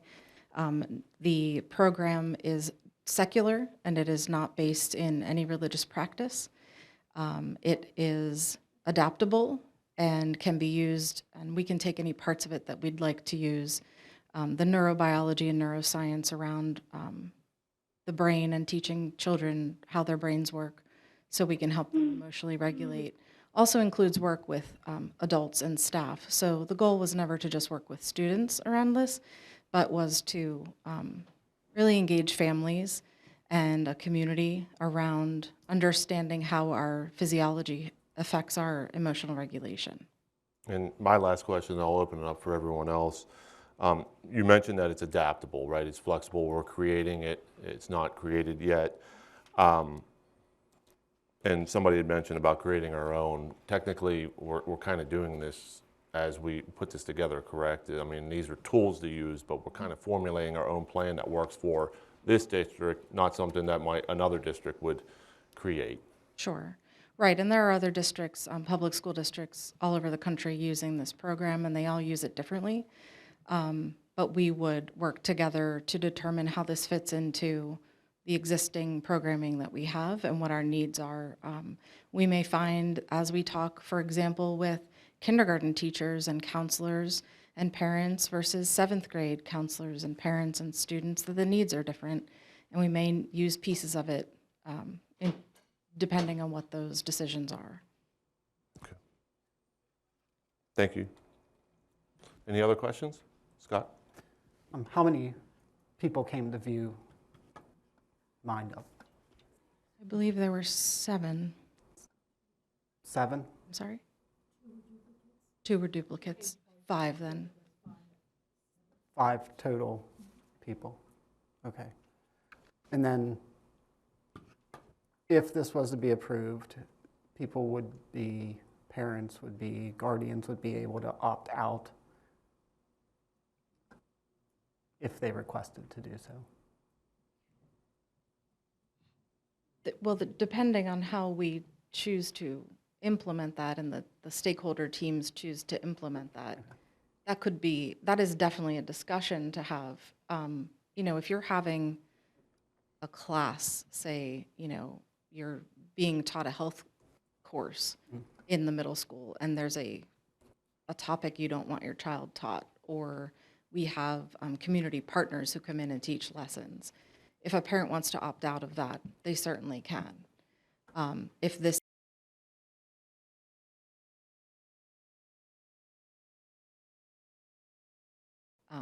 based in that 30 seconds where we're moving students around and having them, you know, use a tool, certainly a child could not do that. But we would have to talk to the parents and we would partner with them so that they could understand what that would look like. We never want a child to feel left out, but we never want a child to be doing something they're not comfortable with. So it would be part of the development phase. Oh, absolutely. Yes, we need to have those conversations. Because as I mentioned in the curriculum committee meeting, we don't want a focus on a misunderstanding around our programming to be a distraction from meeting the needs of our students. So however long that takes until everyone understands and feels comfortable with what we're doing is how long it will take. Okay. And we have over, you know, more, including the rest of the school year, to decide all of those things. Thank you. I have a question. Hold on one second. Tracy was next. I'll get it. Everybody's going to have a chance to speak. I was wondering, can you please explain the different phases of implementation and everything that goes into that? So, I mean, at this point, I was not able to begin a process of phasing that out until I have approval to even work with this program. So once that occurs, administratively, we will begin to develop a plan and bring it back to you so that you can see what that looks like. But it's very likely that we would ask, and we've actually already asked through our elementary and secondary building advisory committees that Dr. Smith began last week, actually at the same time as our curriculum committee meetings, for anyone who's interested in becoming part of those committees to talk about what our programming looks like and how we can develop this further. Once we have those pieces in place, anyone can continue to join those groups. And we will begin to have meetings with the representatives of Mind Up around what this looks like. And we will incorporate a lot of our other community organizations as well. University of Pittsburgh and our MAPS program would need to be an integral part in this. Our SAP teams, and there are some other community organizations we are looking to partner with as well who are also focusing on the neurobiology of emotional regulation. So we would want to bring those all together so that everyone has a good understanding of what we're doing and why we're doing it. You had mentioned that there were different phases to this program, and the first phase is year 1. when you have this committee that you're forming. So That's not part of the Mind Up program. That would decide what we want this to look like. okay, but for us tonight, we would be voting for all of the phases of implementing Mind Up, or just this first phase of. Right, so I can't even meet with Mind Up further to talk to them about what those phases would look like unless you give approval. So once that would occur, then we would begin to build those stakeholder groups and have everyone learning together from the Mind Up representatives, in addition to our other mental health programmers, so that we could look at what our offerings are as a whole. So you're not actually asking us to vote for the curriculum, to implement the curriculum. That'll come down the road after you have this committee that you. We would come back and present it to you in a fully listed out exact way. Here's what's happening in kindergarten, and this is exactly what it looks like. I can get down into, whether there's a chime involved or not. Really, that's the detail that I think that would really help people understand. Here are the lessons. These are the things we're learning about the brain. Here are the activities, and this is the grade level and the timing around which it would happen for each grade level. So essentially, we would be voting for you year one, the phase one of talking with Mind Up. Yes. And developing our own program, using that as the foundation for the classrooms. And then after you gather that data, you're going to return and talk to the board again and say, this is the program that we have, this is what's working, this is what the teachers feel comfortable with.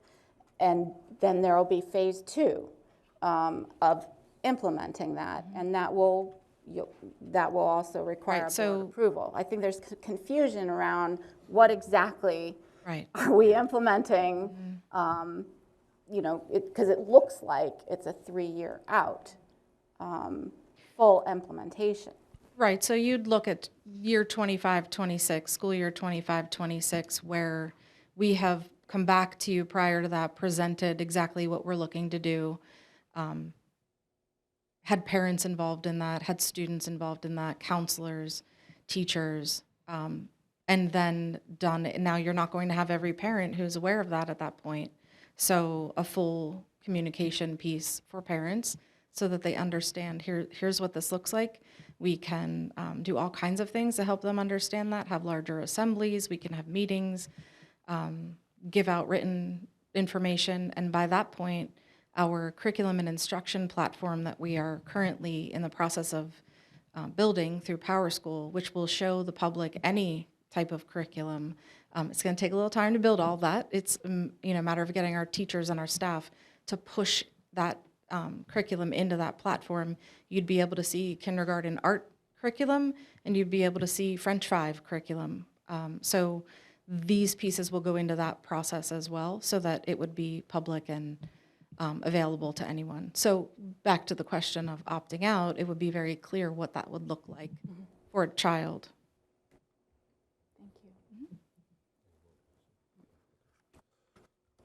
Deb, did you go ahead? That one a little bit.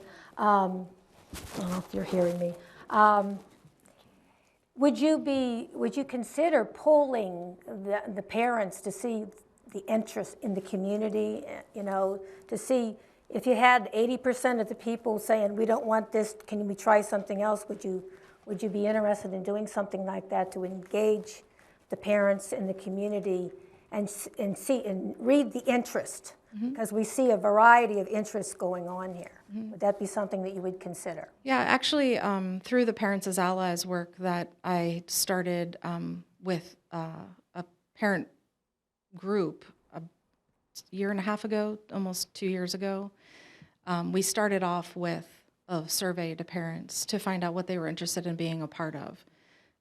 Developing this fully with, honestly, it's a very exciting process to me. It's why when I met with Mind Up, really preferred this, because they were so open to this idea of it being a parent engagement process, because that's been one of my main focuses. It's how do we get parents more engaged in the learning, and Dr. Smith and I have been working really hard on building those committees and building that parent interest, being able to really share that and say,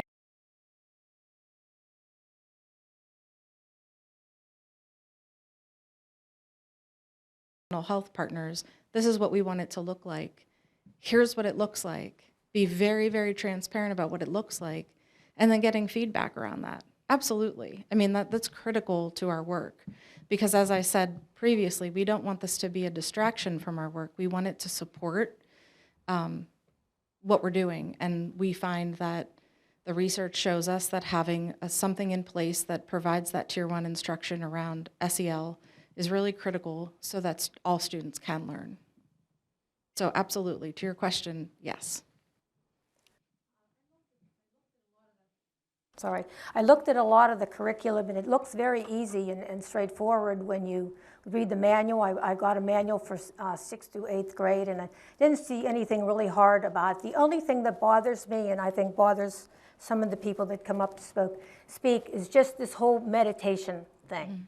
When you hear, when you're a Christian and you hear meditation, you think of this hum thing and all this, and it just, that whole thing bothers me. But if you take that out of the program, I think the program dissolves. So you have to come to some kind of an agreement on what that meditation is. Sure. And what it is not. Even though, Mind Up representatives were very clear that there is no meditation involved, I see how, looking at some of those lessons, someone might think, well, what is that in practice? How does that look for students? The appealing part of this to me and some of the other community partners that we've been talking to is truly understanding. We had an example today of talking with someone who explained how kindergartners start to understand the basement brain and the upstairs brain. And what that means is the basement brain is what we would consider your amygdala on fire, your fight or flight, your reptilian piece of your brain that everyone has, in high levels of reaction.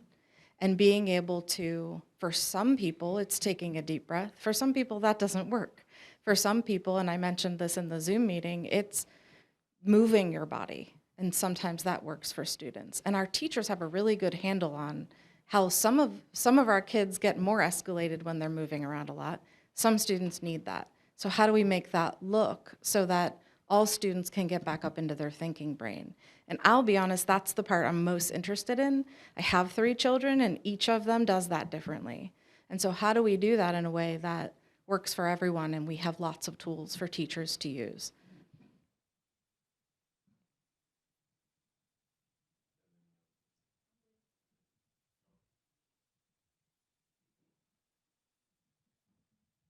So just to be clear again, so we're only voting for like I don't know what you call it, needs analysis or whatever you want to call it, to investigate, to formulate, to involve, who to involve and all that. Then you're going to come back with a plan on how to implement, what it really looks like. Is there any meditation? Is there this, that? And then we'll vote on that and approve. Absolutely. Great, I appreciate it. It will be a fully developed, activity-driven curriculum that's grade level based. But I can't talk to Mind Up without your approval. That's Right. where I'm at. I will never do that. And again, that's involvement with parents, teachers, students, Absolutely. all that. That's great. Thank you so much. You're welcome. Mr. Folio. Yes.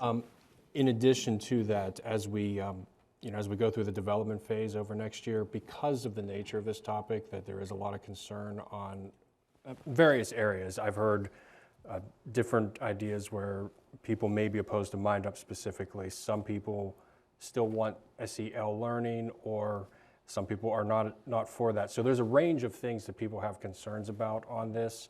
I don't know if I need to change the motion, but I would appreciate it if we were a little more rigorous in coming back to the board as this process goes on through the year than we may with some of the other programs, just so we can stay more updated on what feedback we're getting, how many parent groups have been involved yet, through that entire process, so that it's not one big discussion at the very end. If that's possible without doing any changes to the actual vote we have here now, I just want to say that would be very much appreciated, I think, by most people or everyone here, as we go through the development part of it, maybe more than usual. That I would love to do that. And I will just say I'm very excited about the potential to create not just the use of Mind Up, but this generalized partnership with our parents and our teachers and our counselors and our students to determine what the needs are of our community. Because there can be, we can end up at some place where, and I don't know if it would end up being Mind Up specifically, but there are opposing ideas of breathing versus mindful meditation as usage. If you have 3 minutes, 5 minutes, what are the most effective things? So I think it'll be interesting to see how that hashes out in the process as parents, community members, the teams that we put together talk about that, and really have an idea of what we're developing as we go through it specifically, more than just at the end. So. Well, and what I can do moving forward after this meeting is create a schedule for you to show you when I'll come back. I can go back to curriculum committee, I can come back to the board, general board meetings as well, and update as often as you'd like. That would be really great. Josh. Mr. Fulvio, I'm going to apologize ahead of time because, as I'm sure you know, I like to ask lots of questions. So part of this is me trying to put this out on official record, so asking you some things that maybe we've already previously discussed. So it can be on record for everyone to hear, people that are here as well as for future recordings. And part of it are some questions I came up after listening to some folks speak this evening. So first, I want to thank you for recording that meeting last week. So I don't know if that was originally your intention or not, but I appreciated that because I could not make the 3 p.m. meeting, so thank you sincerely for doing so. Is SEL required for elementary and middle school students, or do we foresee it being required sometime in the future from state or federal government, since Franklin Regional currently does not have an SEL program? So we do have layers of social emotional learning programming. Our K-12 guidance plan, scope and sequence, lays out the work that our counselors do in the classrooms, and that varies based on the grade levels, in addition to programs like the St. Vincent Prevention Projects and the Blackburn Center, who come in and do work around drug and alcohol and personal safety, internet safety. So all of those pieces are required through the K-12 guidance plan. Thank you. What is the reason we believe, since we already have some SEL programs existing, that we should implement Mind Up in addition to, like, what niche or role is this going to fill compared to the other programs we currently have? So I think it's important to perhaps call it a Tier 1 SEL rather than just Mind Up, because that implementation could involve multiple different types of activities that are built upon the mental health resources that we have in place already. The main reason is that some of the mental health issues that do arise are internalizing behaviors that do not show themselves externally, and that we end up seeing later on in a student's career, that we could potentially use preventative measures to address by teaching a common language to students and teachers and families, so that we can all talk about what's going on prior to it becoming a crisis. And you may have actually answered this next question as part of that answer, but I'll ask it anyways, just to re-clarify. What are the benefits in providing this program to potentially all students as opposed to a focused application to, say, individual programs that we currently have? Right, so when you look at tiered interventions, a Tier 3 is your highest level of intervention, which could be a pull-out reading class. It could be a in terms of an academic need, being a child during the school day. Of course, that is always in conjunction with the parent support and approval and teamwork. A Tier 2 is when you are addressing, and that's a very small amount of students who has that high level of need, and that may even be outside of school. The Tier 2 would be for that next kind of 10 to 15% of students. And again, academically, that is applicable, where you might do some intervention during that remediation time in a sense of mental health supports or social emotional supports. That can look like small groups with a counselor, a lunch bunch, a one-on-one with a counselor in the middle school or high school, check in, check out part of our programming that we have in place now. A tier 1 is something that all students receive. So at this point, you have counselors who do go into the classrooms to teach certain lessons. And as I mentioned, some of our community partners do that as well. Our MAPS program provides wellness opportunities for all students and staff. You'll see, intermediate students giving out stickers to each other on Friday mornings, or you'll see therapy dogs and goats and other kinds of animals, I guess. I think there was a small donkey at one point. But those types of things that happen for all students, and that's part of our tiered process as well. And so your original question was, why is this important? What was the, go back. So it sounds like, and I don't want to speak for you, but you're saying that we currently don't have maybe a tier 1 program, and this would fill the role of that tier 1 program compared to the tier 2 and tier 3? Right, so, yes, thank you. So a lot of the tools that we've provided to teachers, we have worked through a trauma-informed care process with most of our teachers in the past, so that they understand how their own brains work and how children's brains work, has gotten us to the point where they understand these things and they can understand certain behaviors, and our teachers are fabulous and really handle things quite well, but they all do things a little bit differently at times. And if there are research-based tools that we can give them, they're always looking for those, and that can assist students who we may be missing. Like I said, sometimes those internalizing behaviors or internalizing things that occur for students start really small and can build over time. And if they can tell us earlier, because they have the language and they know their teacher has the language and their parents and guardians have the language, we can start talking about these things earlier with them. I have 3 more questions. The 2 I'll try to wrap into one question, maybe make it a bit faster. But one of the gentlemen here mentioned about alternative programs, looking at more of our high school, playing with the Penn State Critical Thinking Initiative. Is there an equivalent for elementary and middle school students that has the same type of format or plan, or is there potentially value in doing let's say, more of an SEL focus in elementary and middle school and saving the critical thinking portion for high school? So were those things considered as a plan or a combination? Are they separate from each other? It's kind of, again, 2 parts. But So the Penn State Initiative is a professional development program for teachers to help them understand, and we'll be presenting that in February, to help them learn how to help students critically think and engage in civic discourse in a way that is appropriate and helps them build those perspective-taking skills. So that's some high-level professional development work for our teachers.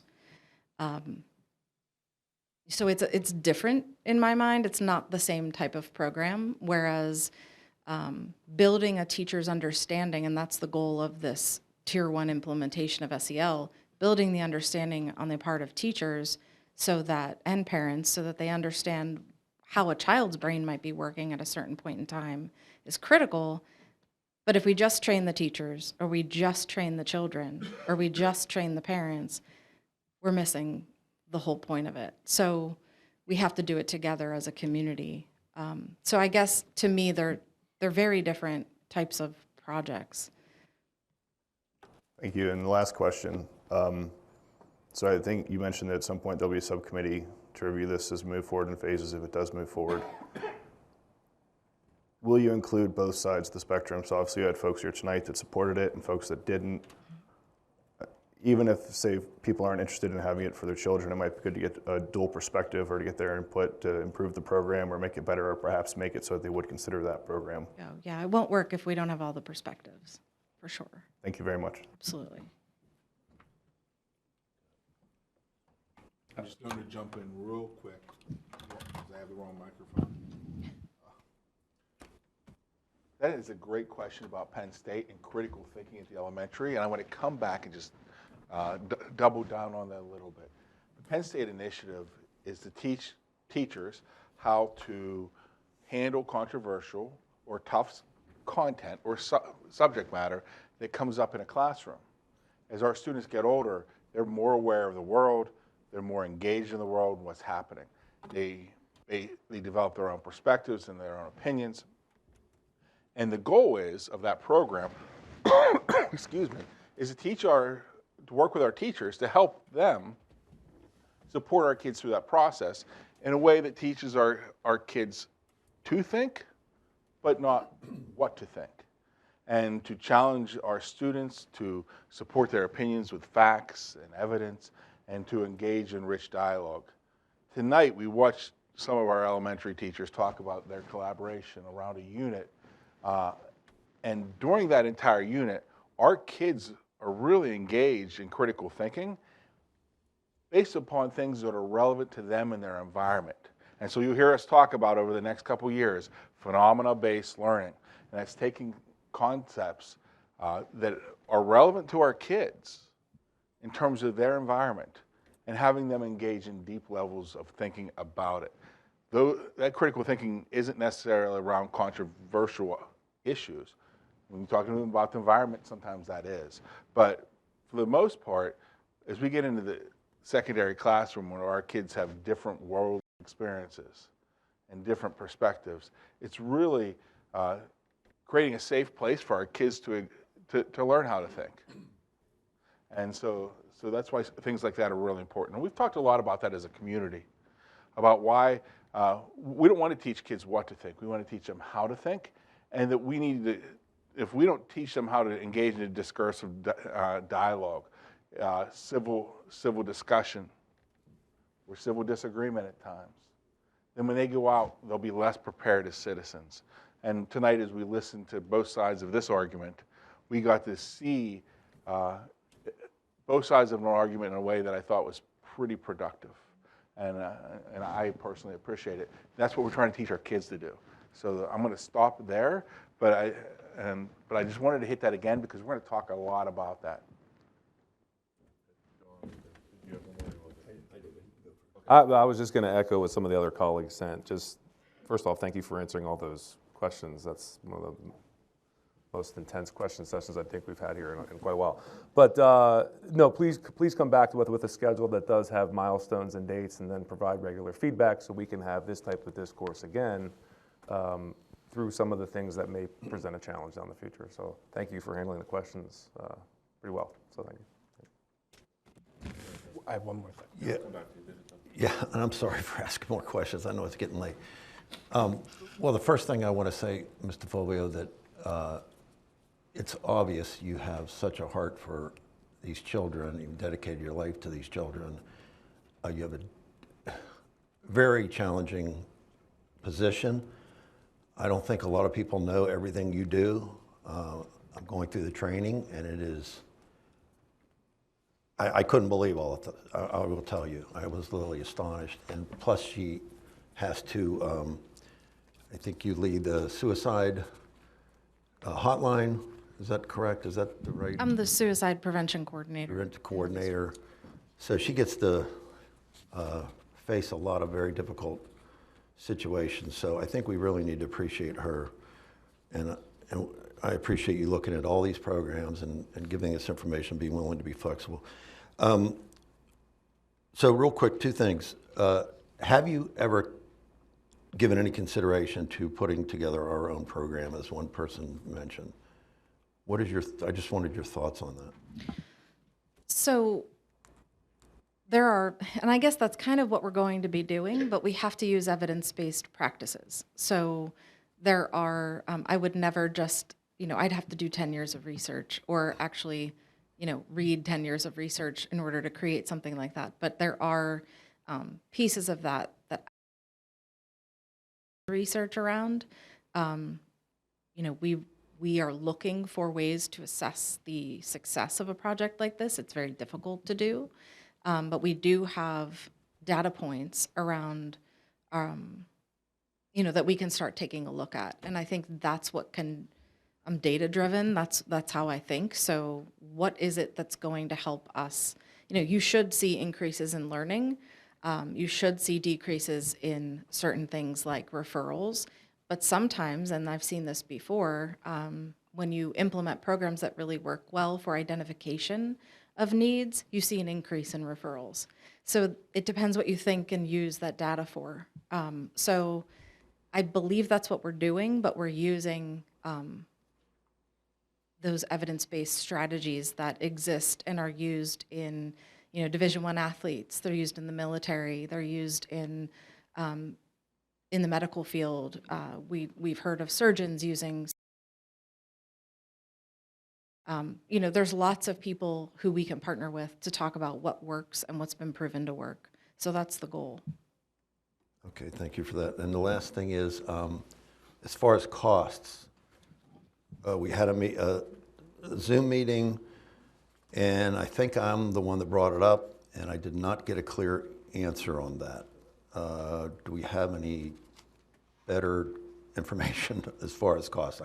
I know the Grable Foundation is subsidizing a lot of this for a period, but it was sort of fuzzy how long that goes, and et cetera, et cetera. Do we have any info on that? So my understanding was, I haven't received a direct quote because the Grable Foundation would be paying for it, but the Mind Up representatives told me that it was $3,000 to $5,000 for a school year. Now that could be per building, it could be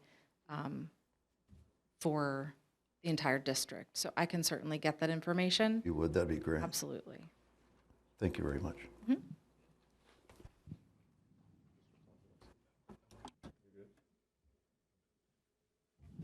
Any additional questions?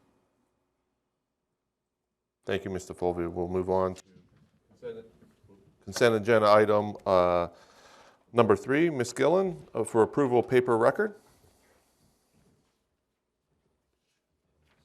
Good evening once again.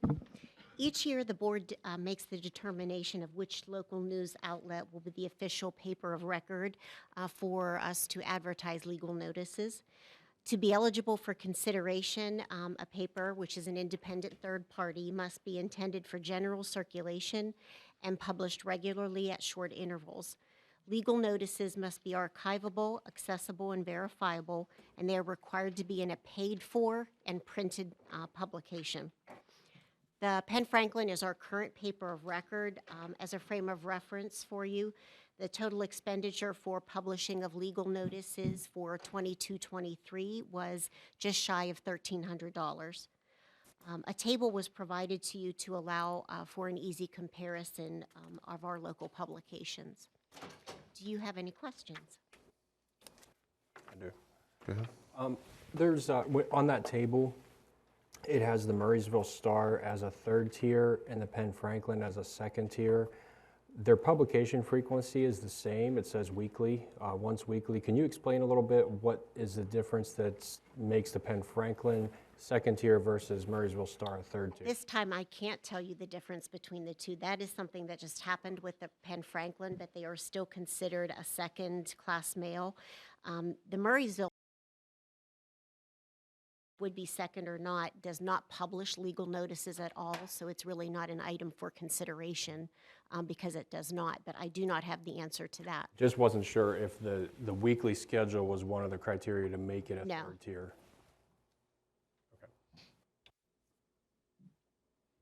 Is there anything else? Any additional questions? Is the Tribune Review the only one with the online option? I've heard Yes, people- there is nothing for the Penn Franklin.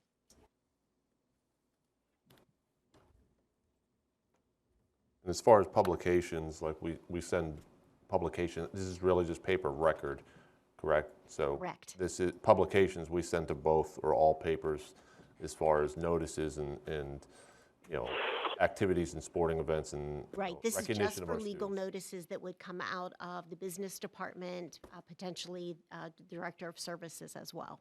Okay. Everything else will go to. Okay, thank you. So I had a follow-up question then to that.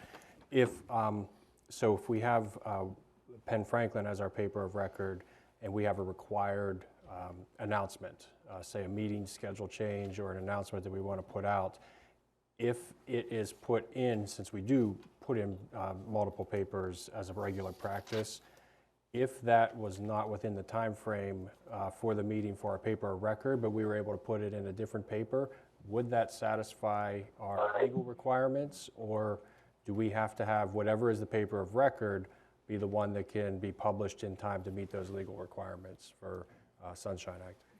I would prefer that it be in our paper of record. we would still be able to show that it was advertised, but I think that it could be an action because it's not the paper of record. So I would believe that it to be in our paper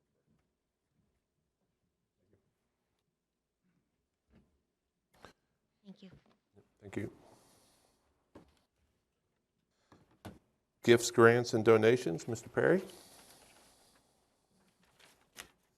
as well as budget transfers and student activity clubs. One more too. And unemployment compensation. We will get through all You of roll. this, hopefully quickly. So gifts, grants, and donations this month. $500 from the Spectroscopy Society of Pittsburgh in support of the Elementary Science Olympiad. $2,000 from the Westmoreland County Drug and Alcohol Commission for the middle school for supplies for after-school activities that they're promoting. And then from the Franklin Regional Panther Foundation, $3,500 in the form of an innovation grant for the esports club at the high school. Any questions on gifts, grants, and donations? All right, moving on. Budget transfers this month. General fund transfers of $4,460.78.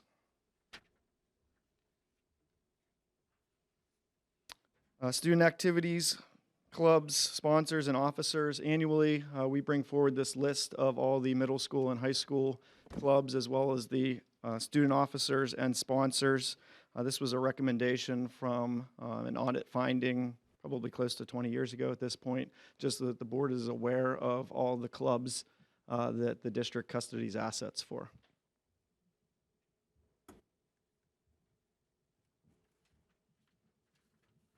And then finally, the Unemployment Compensation Claims Management Services Agreement.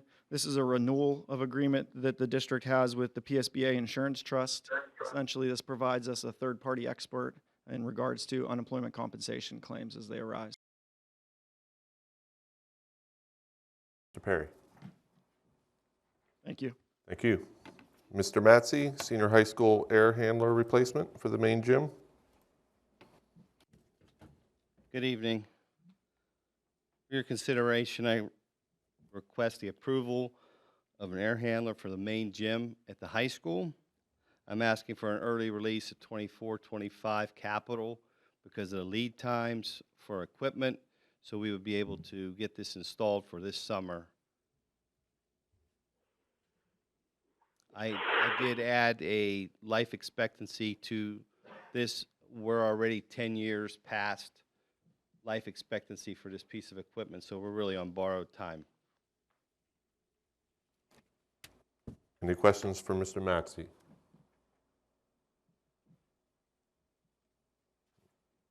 Thank you.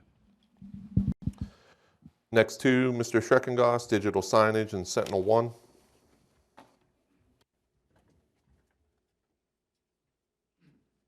Good evening. I have two items on the agenda. The first item is digital signage. This is an add-on to the current system we have. We have digital signage at the elementary level. We do not have it at the high school and at the middle school and at the administrative building. We plan to, the goal is to implement that so we can post activities, post messages to students, parents, community members within our schools. Any questions? The next item is essentially, it's endpoint detection response. Basically, it's souped up virus protection. We currently use a Cisco AMP. We've been using that for a number of years. It has served us well, but this Sentinel One is definitely the industry leader right now. Most companies and school districts are moving in that direction.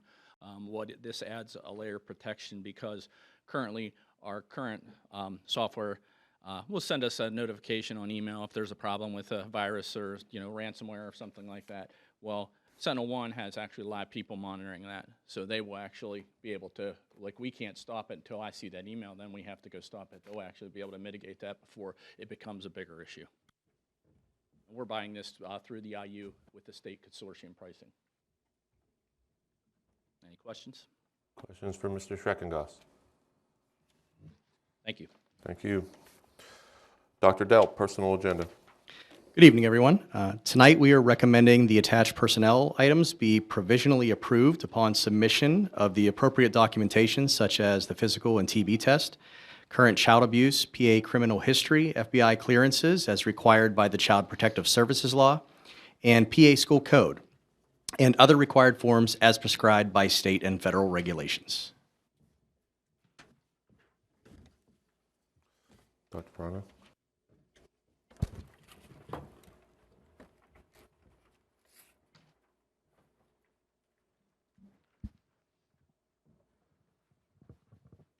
I also want to take the time to recognize some retirements in here. Scott Firmstone, who was a first shift custodian for many years, known by many and friend of many across the district, as well as some resignations and the retirement of Carol Janik. And so I just wanted to take the opportunity, anytime we have retirements, that we take a moment to thank people for their service to this district. And because without the people that work here every day, we wouldn't be where we are as a community. I also want to take the opportunity, because we have, I won't even begin to estimate the years of experience that are exiting this district at the end of the year. And I'm saying thank you not only as the superintendent of schools, but as a parent whose children had many of these people. And the impact, a lot of times, we talk about changing lives. The folks here change lives over time. And they include Mark Fleming, Christine Hong, Pam Mayo, Megan Malucci, Thomas Musellum, Lori Mazzina, and Bruce Palmasino.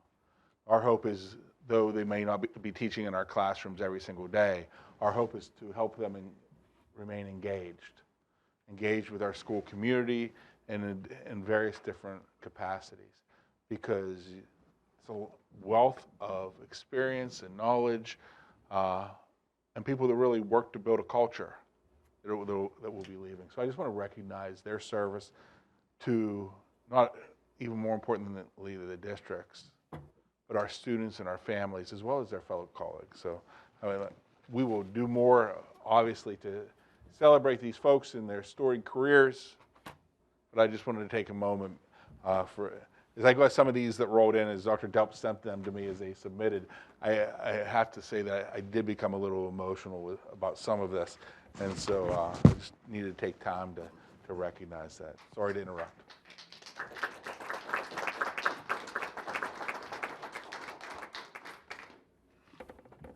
Any other questions for Dr. Delp? I need a motion to adjourn the committee of whole meeting. Motion to adjourn. Mark? First, Second. Second, Vince. All right.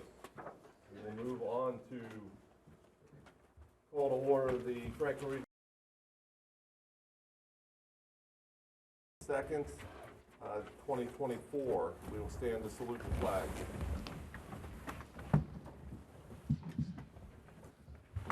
Pledge allegiance to the flag of the United States of America and to the republic for which it stands, one nation, under God, indivisible, with liberty and justice for all. Reading of the mission statement, we, the Franklin Regional School community, strive for excellence, learning, achievement, and citizenship in all we do. Again, we were in executive session from 6:45 to 7:15 for contractual, policy, legal, and safety obligations. Roll call, Ms. Wolf. Mrs. Buchera? Here. Dr. Eshelman-Raymond? Here. Mr. Follett? Present? Mr. Kozlowski? Here. Mr. Zebrak? Awake. Mr. Yingling? Here. Mr. Azzalina? Here. Mr. Krimsky? Here. Moving on, we need to approval of the minutes. There are 3 of them. I need a motion to approve the committee of the whole and regular meeting minutes of November 20th, 2023, and the organizational meeting minutes of December 4th, 2023, as submitted. The motion to approve. So moved. Second. Scott and Herb is a second. Hearing any comments? All in favor? Aye. Aye. Opposed? No. Carries 9-0. All right, next up is future dates and upcoming topics. Dr. Perrano. Thank you. January 24th will be a Finance Committee meeting at 5 p.m. in the administrative offices. January 31st, we'll have a Policy Committee meeting at 5 p.m. in the administrative offices. On February 7th, we'll have a Curriculum Committee meeting at 5 p.m. in the administrative offices.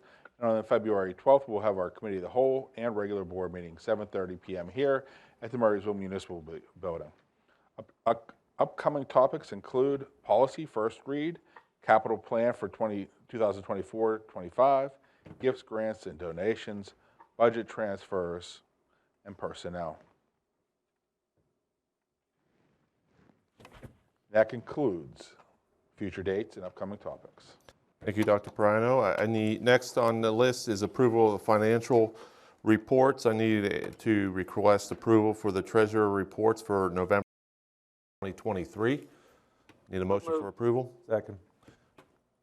First Herb, second Vince.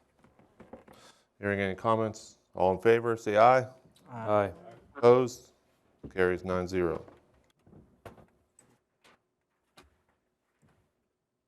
Next, we have a list of bills for January 2024. Paid bills in the general fund of $3,009,552.62. Capital Reserve Fund of $13,277.45. Athletic Fund of $4,711. And Construction Fund of $72,343.55 for a total paid bills of $3,099,884.62. Unpaid bills, General Fund, $670,476.26. Capital Reserve Fund of $1,586.60. $55,106.50. Total unpaid bills of $727,169.36 for a grand total of $3,827,053.98. Food services is $133,190.35. So a grand total, including food services, of $3,960,244.33. I need a motion to approve the list of bills for January 2024. So moved. Scott, second. John? Hearing any comments? None? All in favor, say aye. Aye. Opposed? Carries 9-0. Next up, we will have public comments. Diana Hand.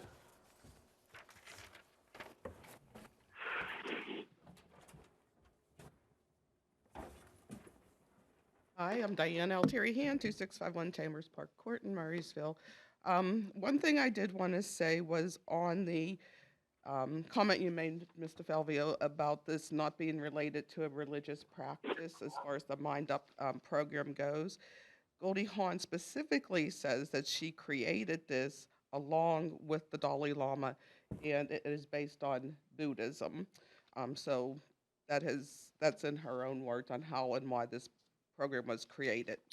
To go on to other things, you know, the miscommunication, lack of communication, you're saying you're going to get the parents involved in these things, and how many times have you sat there telling us the parents don't get involved in these things? You have to hand feed them things for them to get information. They don't look at the website. You have sat there and told us this yourselves. I've been part of this. So by you saying that the parents are going to make sure of that, put a Mind Up presentation and a day's advance notice where nobody can attend to it. It's very disheartening that this is being pushed through without suggestions like Jamie Ling had about developing our own program. If we don't even know what we're paying for this, would you buy a car not knowing how much you're going to be paying for it? Doesn't make any sense. We don't know when the money's going to start being deducted. Is it when we say, okay, we're going to take this program? What does it cover? Is it just for them to sit in and say yes or no to this? What is it that we're getting? What are we getting for exchange for our money? How do we know what the future costs are going to be?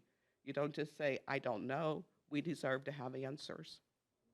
Am I still on time, Kevin? I wasn't sure if you were. Okay. Again, the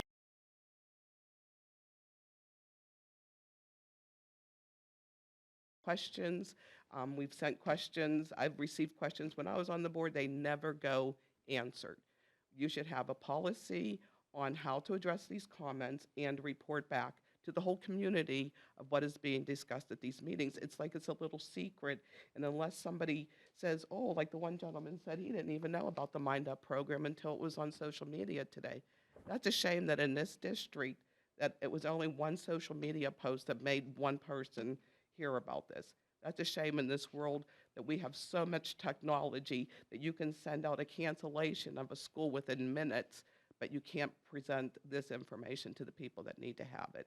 So I'd really ask that you consider this. I don't believe that if we say, if you vote yes tonight, that this is going to be just a yes to look at this program. I think it's going to be year in.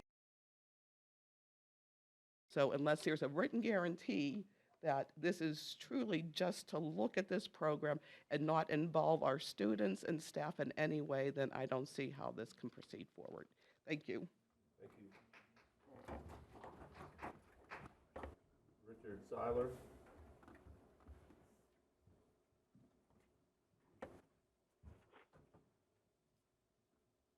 Hi again, Richard Seiler, 316 Georgetown Lane in Murrysville, PA. I'm encouraged to hear the talk and discussions about multi-phase and multi-levels of approvals.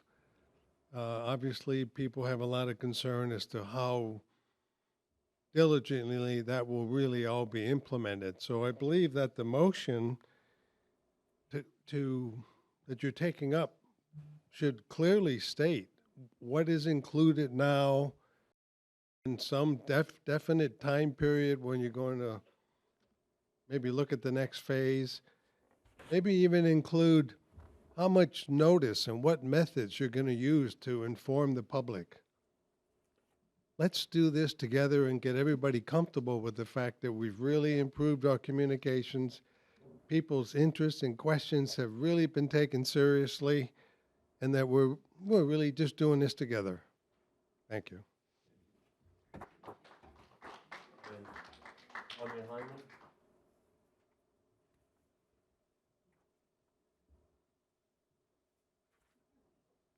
Hello, Tanya Hindman, 5762 Evans Road, Export, PA 15632.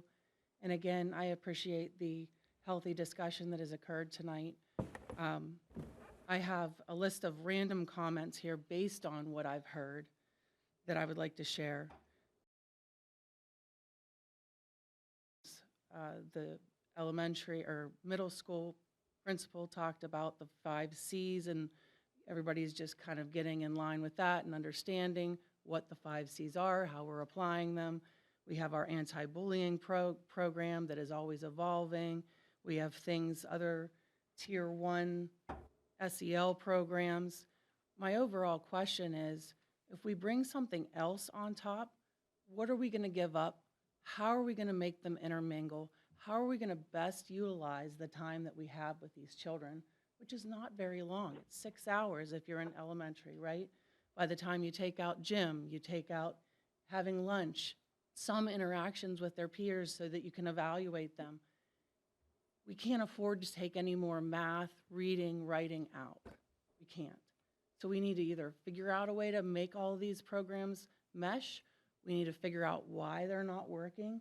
We need to make sure that if we bring on a new program, we're not using it as a Band-Aid. And that's what I see both in school districts and in business. Everybody comes up with a new whiz-bang idea, but we're not really solving a unified problem.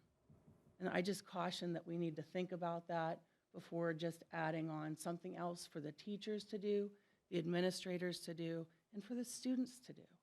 We need to concentrate on those basics. And this plays into those basics. I myself would like to know how teachers will be chosen to implement this information. Everybody's different. Not everybody's a counselor. I've had some issues over the years with specific teachers that I would never choose to give psychological evaluations of my children. So I worry from a legal standpoint, should the district be involved in any of this? What are the ramifications? What are the ramifications for my child being psychologically evaluated by the wrong person? At my business, every couple of years we go through these MMPIs, psychological evaluations, to make sure you're still on track. I've put in public comments about some of the comments my children's teachers have made to them. Some of them have never been addressed. I have concerns about people that don't do it on a daily basis and are very well trained, just like Mrs. DeFalvio mentioned. Where is the evidence? There's 10 years of evidence. You don't have 10 years of training to give these teachers. So how can you ensure that we're doing the right things and we're not creating any harm to them? That's what my fear is in approving this. And the way it's written now, again, I'm just reading it the way it's written. We're looking for the approval of the Mind Up curriculum. Approval is what it says. To me, that's not a phased approach. That's a blanket agreement. And I'm very concerned about that. Thank you for your time.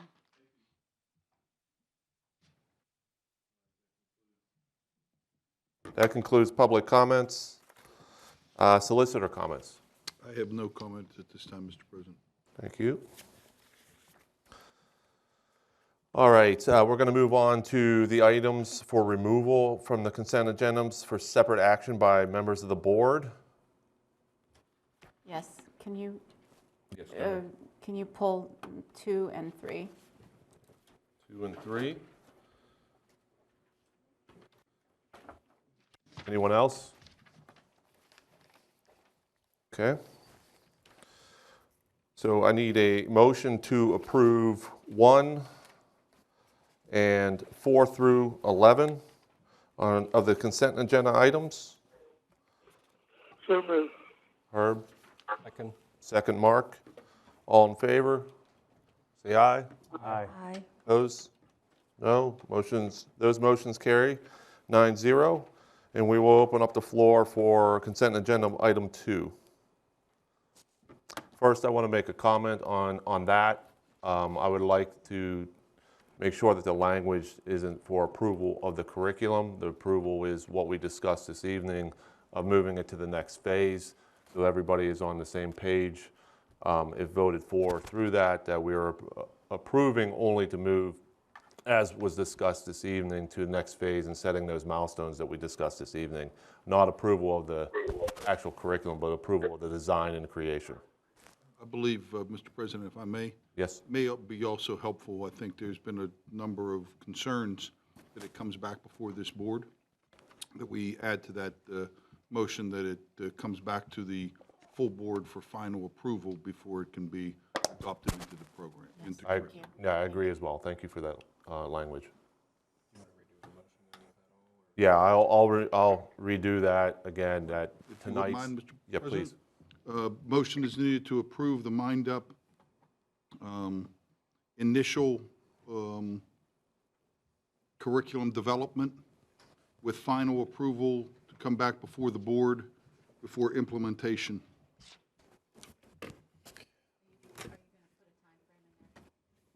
I'm not sure if we know how long it'll take to develop it, so before it can, we can put 1 year, but I may take. Yes.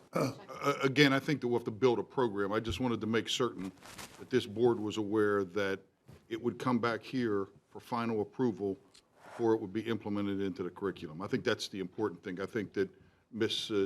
DeFolio can build a program she can tell you, on whatever time frame it is that she'll be bringing it back here for discussion. Sure can.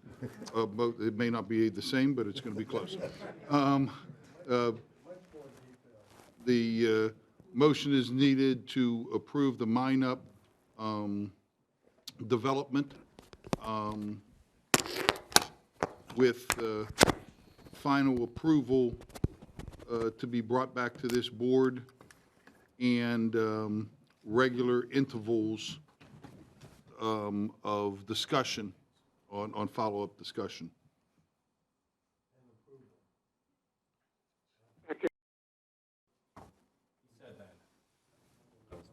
If we have to, we'll.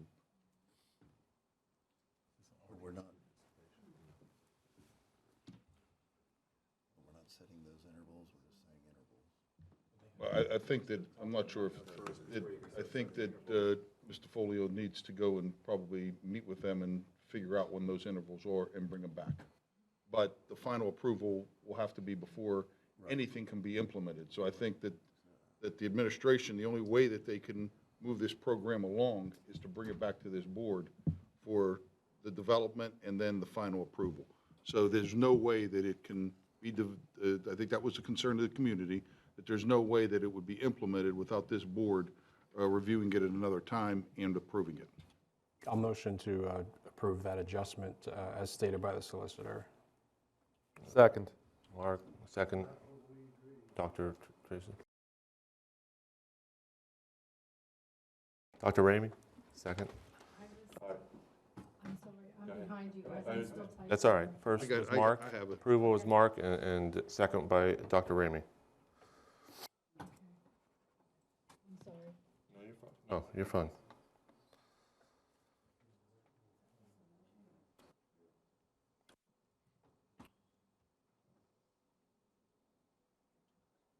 Now, are we able to move that to a roll call vote? Yes. Okay.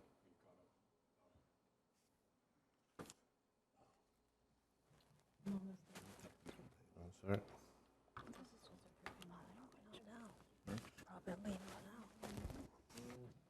Order will be Sorry. different because of the reading from the screen, if that's okay. Ask it, what's your question? Vince Azalina. Yes. Deborah Bachera. No. Tracy Eshelman Ramey. Yes. John Fallett.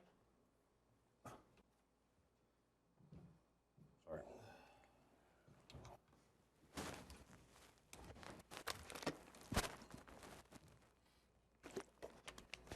I'm sorry.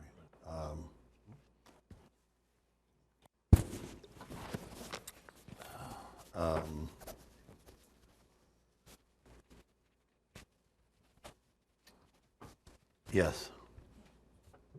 Mark Kozlowski. Yes. Kevin Krumsky. Yes. Scott Wyman. Yes. Herb Yingling. Yes. Joshua Zebrak. Yes. Motion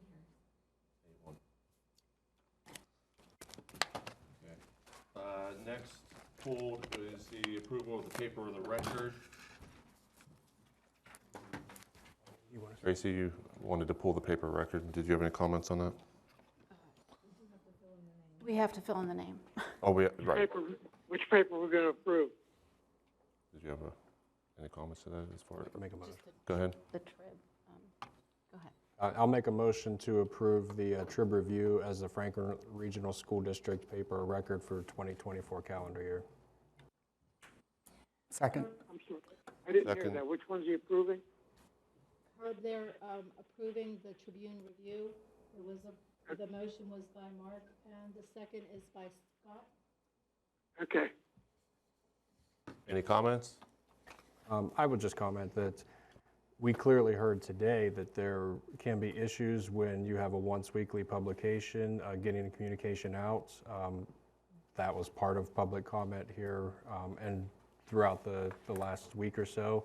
So I think it's absolutely critical that you have that flexibility with your paper of record to get information out that needs to get out to the public in a timely manner. Any other comments? Hearing none, all in favor, say aye. Aye. Aye. No, opposed? Motion carries 9-0. And with that, I have a motion to adjourn the meeting. So moved. Oh, I'm sorry. I just want to make a quick comment if it's okay. Yes, please. There's a lot of communication about, or rather lack of communication from the school board or from the administration team, from the public. I will not try to speak for the rest of the school board, but I will say I'm pretty confident that we probably read all the emails we do receive. If there's a method by which you view we could improve that communication, I'm at least open to those recommendations or ideas. So there's such a thing as giving out too much information or blasting out social media, newspapers, where people get then, you desensitize to that information and it becomes too much. So what methods or tools would you recommend for us to use to communicate with you that go beyond these meetings, the curriculum committee meeting, or the subcommittee meetings, the board docs, the meeting minutes? I'm sure there's another tool we can use out there, but we should try to have a consensus on what that is. We can't necessarily address each individual. So that'd be my request to you as a community. What are you looking for from us? What tools are you looking for us to use to improve that communication? Thank you. Thank you. And with that, I need a motion to adjourn the meeting. Motion to adjourn. So moved. Motion Mark, second Herb. Thanks, everyone. Have a good evening. Drive safely. Have a good one, guys.